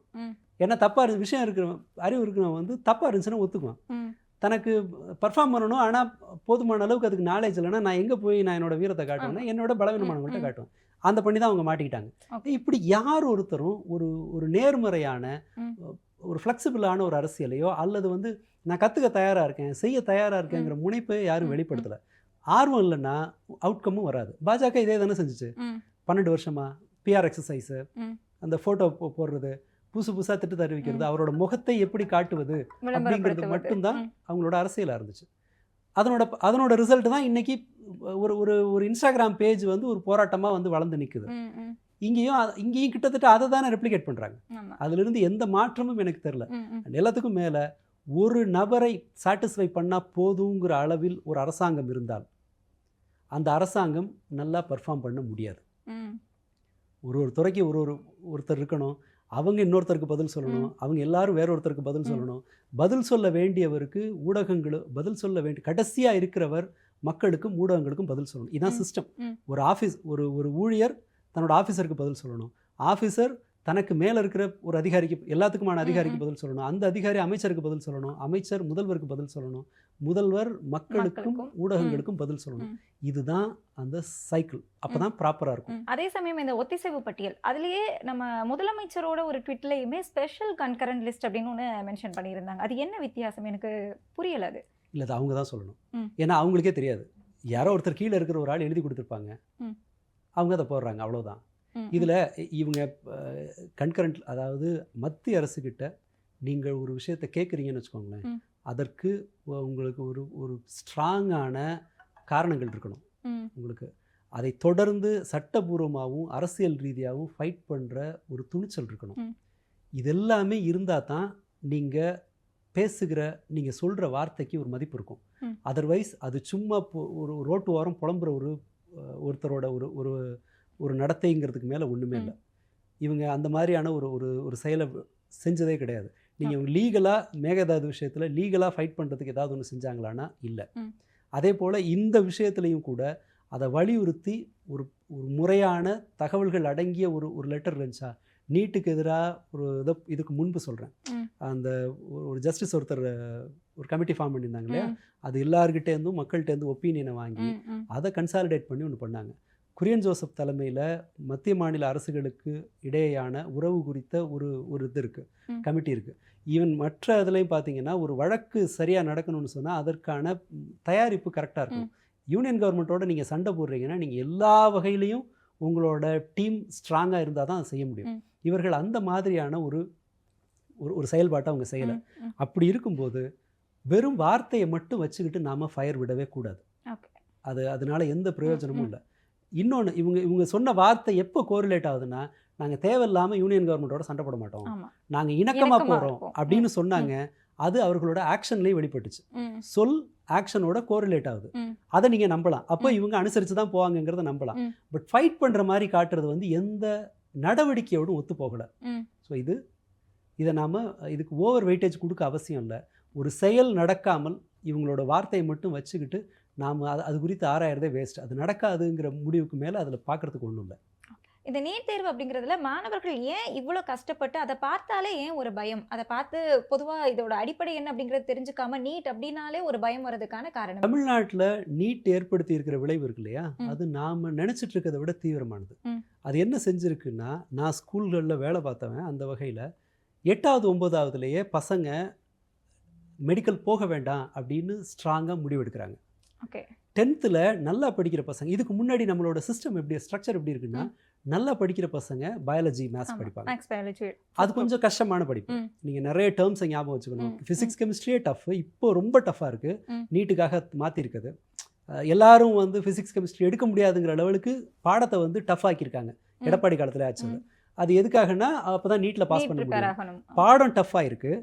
ஆனால் மார்க் எடுக்கிற பசங்க என்ன பயப்படுறாங்கன்னா, நீட் 2 அட்டெம்ப்ட் எடுத்து எம்பிபிஎஸ் போக முடியலன்னா திரும்ப என்ஜினியரிங் வரணும், 2 வருஷம் வேஸ்ட் ஆகிடும், அப்புறம் இதுக்கு பண்ண செலவு வேஸ்ட் ஆகிடும் அப்படின்னு சொல்லி பயந்துக்கிட்டு என்ன பண்ணுறாங்கன்னா, அவங்க பயாலஜி படிக்கிறத அவாய்ட் பண்ணுறாங்க. ஓகே. கம்ப்யூட்டர் சயின்ஸு அல்லது காமர்ஸ் வர்றாங்க. 10th முடிவு பண்ணிடுறாங்க. 10th 9th அது கிட்டத்தட்ட அந்த முடிவுக்கு வந்துடுறாங்க நான் பார்க்கும்போது. அப்போ என்ன, அந்த நல்லா படிக்கிற பசங்க காமர்ஸ்க்கு போகிறாங்க. பிகாம் படிச்சுட்டு எதுக்கு மெடிக்கல் எதுக்குன்னு சொல்லி. அப்போது ஃபஸ்ட் குரூப்போட பாடங்கள் கடினமாகுது. ஆனால் நல்லா கடினமான பாடங்களை சமாளிக்கக்கூடிய அளவு இருக்கிற டாப்பர்ஸ் ஃபஸ்ட் குரூப் அவாய்ட் பண்ணிட்டு இங்கே வர்றாங்க. அதாவது ஆவரேஜான ஸ்டூடெண்ட்ஸ்க்கு அவர்களுக்கு இருந்த துறையை நோக்கி இப்படி வர்றாங்க. இப்போ நல்லா படிக்கிற பையன் இங்கே ஆனவொடனே ஷிஃப்ட் ஆனவுடனே ஃபஸ்ட் குரூப் வேக்கண்ட் ஆகுது.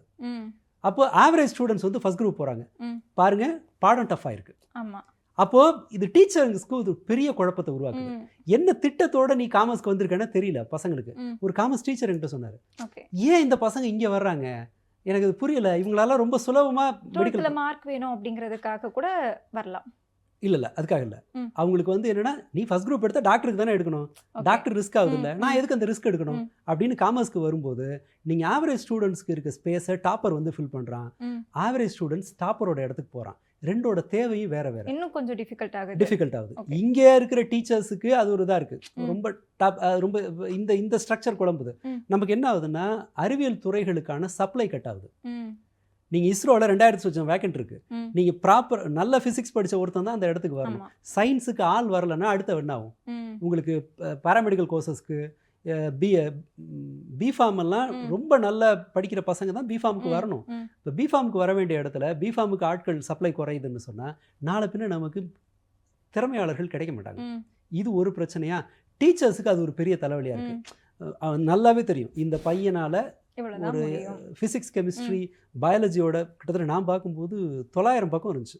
+2 பயாலஜி புக்கை பார்த்தாலே உங்களுக்கு பயமாக இருக்கும். இப்போ கொஞ்சம் குறைச்சிருக்காங்க முன்னாடி. இதில் இந்த இவ்வளவு ஒரு சுமாரான ஒரு படிக்கிற திறமை இருக்கிற பையனுக்கு இவ்வளவு ஃபார்முலாஸ் இதெல்லாம் கற்றுக் கொடுக்கணுமான்னு டீச்சர்ஸ் தயங்குறாங்க. நமக்கு ஒரு பிரெயின் இன்னொரு சைடுக்கு போகுது, அது நோக்கமே இல்லாமல் எனக்கு பிகாம் தான் இருந்தேன், இப்படி ஒன்று மாற்றுறாங்களா. அடுத்ததாக மாணவர்களுக்கு ஒரு பெரிய குற்ற உணர்வு, எம்பிபிஎஸ் படிக்கணும்னு நினைக்கிறவங்களுக்கு ஒரு சஸ்டெயின்டு ஆன்சைட்டி இருந்துகிட்டே இருக்குது. ஒருவேளை லேட் ஆச்சுன்னா என்ன பண்ணுறது. இன்னொன்று, நீங்கள் இது நீட் வந்து அப்ஜெக்டிவ்க்கு உங்கள் மூளை வேறு மாதிரி வேலை செய்யும். அப்ஜெக்டிவ் எக்ஸாமில் மூளை எப்படி வேலை செய்யும்னா ராங் ஆன்சரை வெளியில் தள்ளணும். ஒரே மாதிரி 4 பதில் இருக்கும், இதில் எதெல்லாம் தப்புன்னு சொல்லி உங்கள் மூளை கண்டுபிடிச்சி அதை ஓரம் கட்டணும். அது டெலிட்டிங் த ராங் ஆன்சர் மூளை, அதுதான் அதோட ப்ராசஸ். டிஸ்கிரிப்டிவ் எக்ஸாம் எப்படின்னு சொன்னால் உங்கள் மூளையோட நினைவில் இருக்கிற பல்வேறு தகவல்களை ஒரு கேள்வியை படித்து புரிஞ்சுக்கிட்டு நீங்கள் எல்லா தரவுகளையும் திரட்டி உங்கள் கையில் நீங்கள் பதில் எழுதுறது.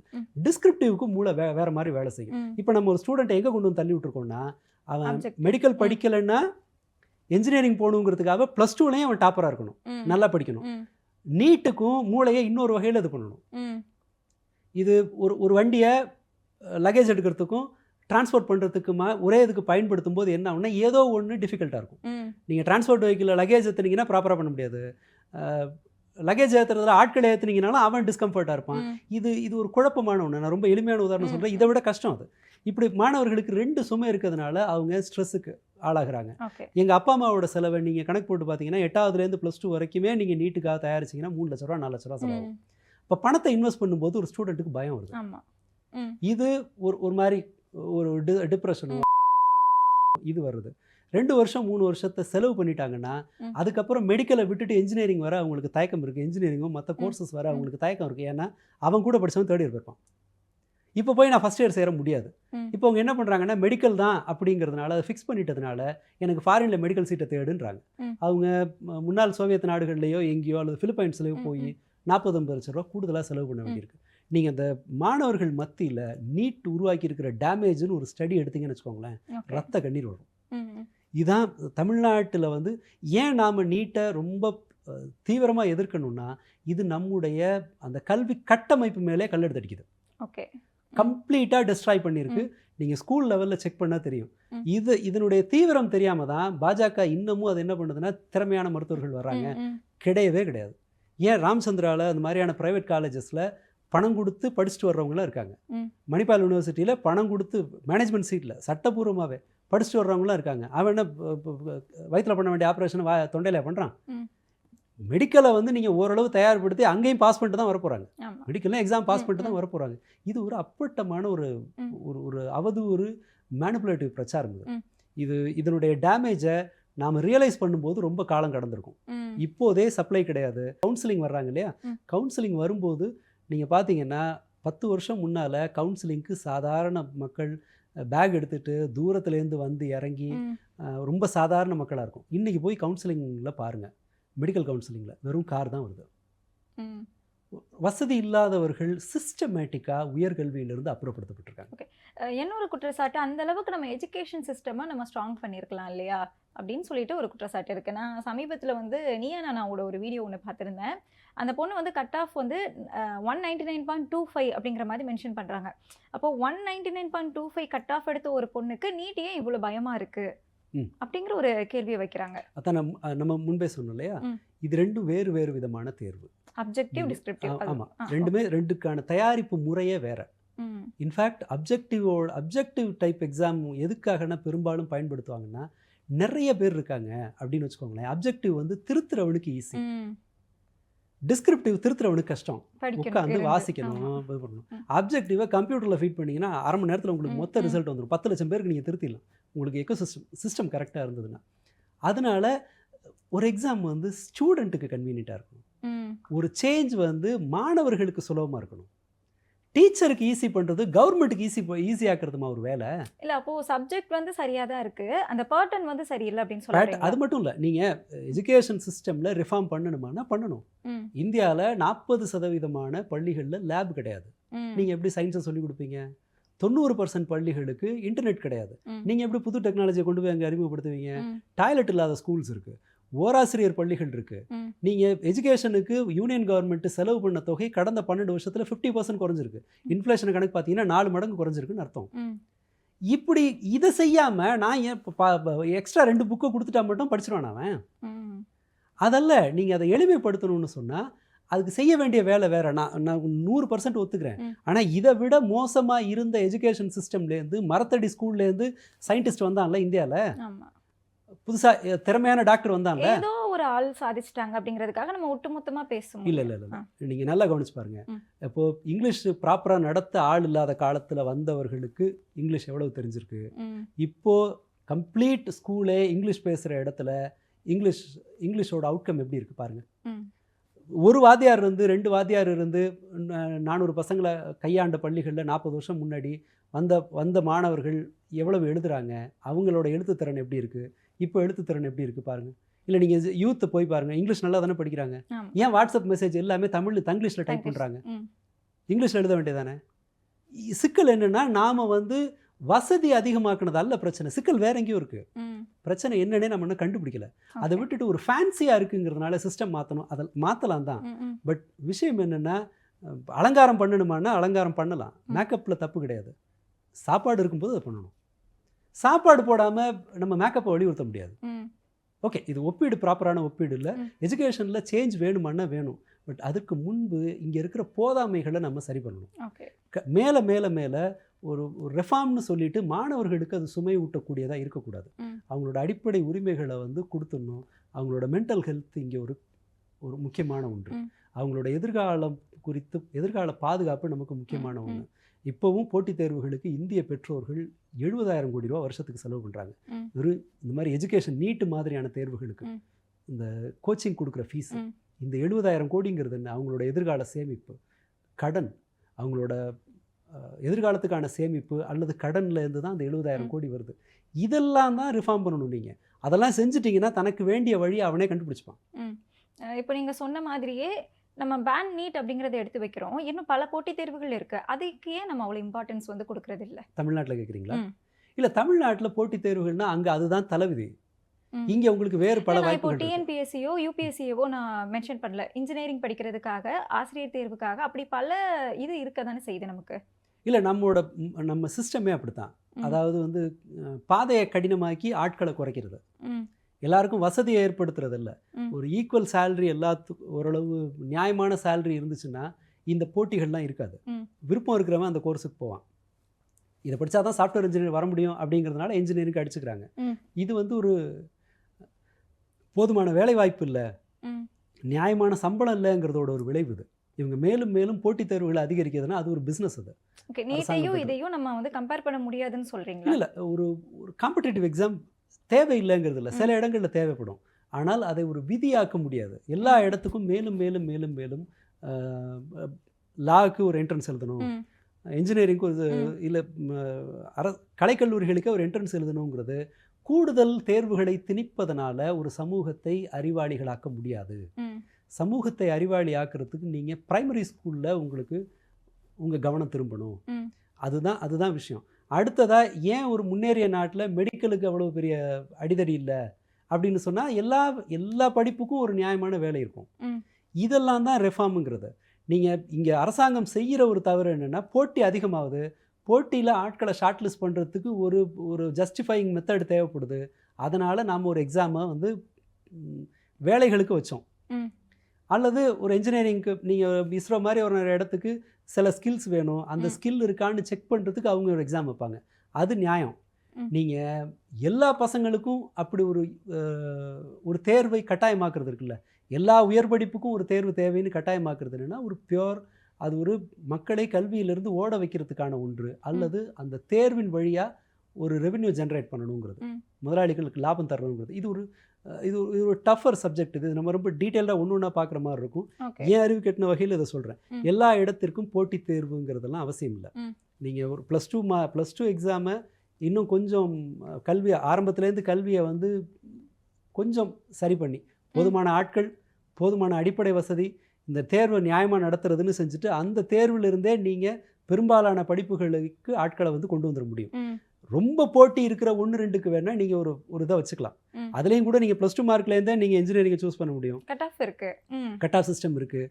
அதுக்கு மேலே உங்களுக்கு அதற்கு மேலும் ஃபில்டர் பண்ணணும்னா நீங்கள் அதை செய்யலாம். நீங்கள் பேங்க் எக்ஸாம் நடத்துகிறோன்னா அது புரிந்து கொள்ளக்கூடியது மேடம். அது வந்து வேலை வாய்ப்புக்காக நான் கேட்குறது வந்து படிக்கிறதுக்கே. அதுதான் அது அங்கேருந்து இதை கொண்டு வர்றாங்க. இது ஒரு தொழிலுக்காக செய்கிறாங்கன்னு தான். 2 காரணம் தான். இது வந்து செலவு பிடிக்கக்கூடியதுன்னு நம்பிட்டா மக்கள், சாதாரண மக்கள் என்ன பண்ணுவாங்கன்னா படிப்புலேருந்து வெளியில் வருவாங்க. ரொம்ப படிக்க வைக்க மாட்டாங்க. ரொம்ப படிக்க வைக்காதவன் நிறைய சம்பளம் கேட்க மாட்டான். ரொம்ப படிக்காதவன் அடிப்படை வேலைக்கு வருவான்.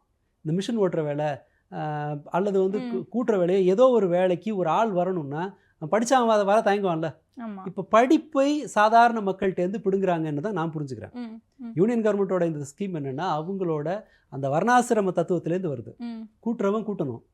கூட்டுறவன் படித்தவன் இன்ஜினியரிங் படித்தானா இன்ஜினியரிங் வேலைக்கு தான் போகிறேன்ப்பா. ஸோ கூட்டுறவனை கூட்டுற இடத்துல உட்கார வைக்கணும்னு என்ன பண்ணலாம்? எவ்வளவு தடையை போட முடியுமோ போடுவோம்.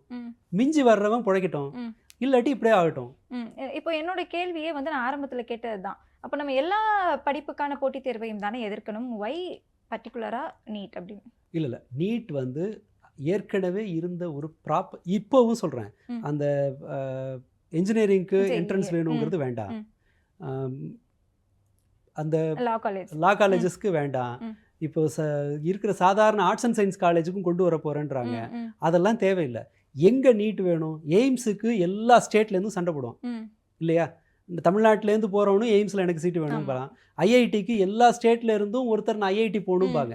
அப்போது அந்த இடத்துல பல்வேறு ஸ்ட்ரீமில் படிக்கிறவங்க, ஐபியில் படிக்கிறவங்களுக்கு மார்க் கம்மியாக தான் இருக்கும். நீங்கள் ஸ்டேட் போர்டில் 99% சாதாரணமாக வாங்கலாம்.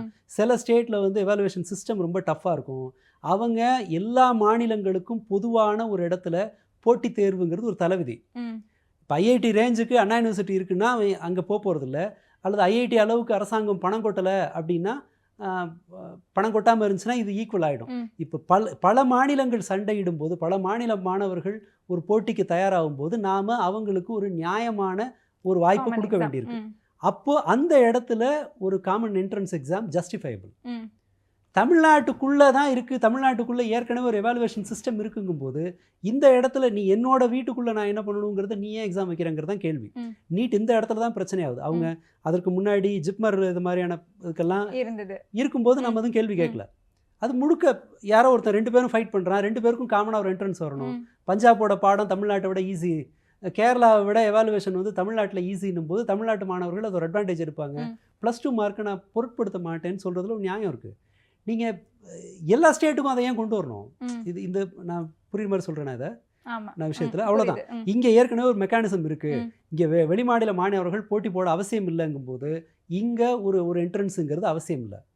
ஐஐடிக்கு தேவைதான். ஏன்னா பீகார்லேருந்து வர்றவனும் சண்டை போடணும், கேரளாலேருந்து வர்றவனும் அந்த ஒரு சீட்டுக்கு 2 பேரும் போட்டியிடும் போது 2 பேருக்கும் பொதுவான மெஷர்மெண்ட்டை எடுக்க முடியாது அவங்களோட கல்வியிலிருந்து. கேரளாக்காரங்க என்ன ஆர்கியூ பண்ணுவாங்க, பீகாரில் என்ன பிட்டெல்லாம் அஃபிஷியலாகவே ஜன்னல் வழியாக எடுத்து கொடுக்குறாங்க, ஆன்சர்லாம் அனௌன்ஸ் பண்ணுறாங்க, ப்ராக்சி வச்சு எழுதுறாங்க, அவனும் நானும் போட்டி போடுறது ஒன்றான்னு ஒரு கேள்வி கேட்பான். அப்போது இவங்க 2 பேருக்கும் ஒத்துக்கிற மாதிரி ஒரு காமன் என்ட்ரன்ஸ் வந்து தேவை. அதையும் கூட நம்ம குறைக்கிறதுக்கு ஒரு வழியை பண்ணலாம். இப்போ யுஎஸ்ஓ அல்லது வேறு முன்னேறிய நாடுகள்லேருந்து நீங்கள் ஒரு சிஸ்டம் எடுக்கலாம். பட் ஏதோ ஒரு இடத்துல ஒர்க் அவுட் ஆகிற ஒரு விஷயத்தை ஏன் எல்லாருக்கும் பொதுவாக்குறீங்க? இதனால் லாபம் அடைகிறது யார்? ஸ்டூடெண்ட் லாபம் அடைஞ்சாங்களா? இல்லை. பேப்பர் திருடுறவன் லாபம் பார்க்குறான், என்ட்ரன்ஸ் படிக்கிறவன் லாபம் பார்க்குறான், அடமானம் எடுக்கிறவன் லாபம் பார்க்குறான், நகை அடமானம் வைக்கிறாங்க, வீட்டை விற்கிறாங்க, இவங்க தானே லாபம் பார்க்குறாங்க. இந்த நீட்னால லாபம் அடைந்த மாணவர்கள் யார்? ஏழைங்க யார்? இல்லைல்ல. ஒரு சலுகை தானே கொடுக்க வேண்டியிருக்கு. அரசு பள்ளி மாணவர்களுக்கு 7 ஒரு சலுகையை கொடுத்து இதை நியூட்ரலைஸ் பண்ண ட்ரை பண்ணுறாங்களே தவிர மற்றபடி மிடில் கிளாஸ்லேருந்து அவங்களோட சொத்தை பிடுங்குற லெவலில் தானே போயிருக்கு.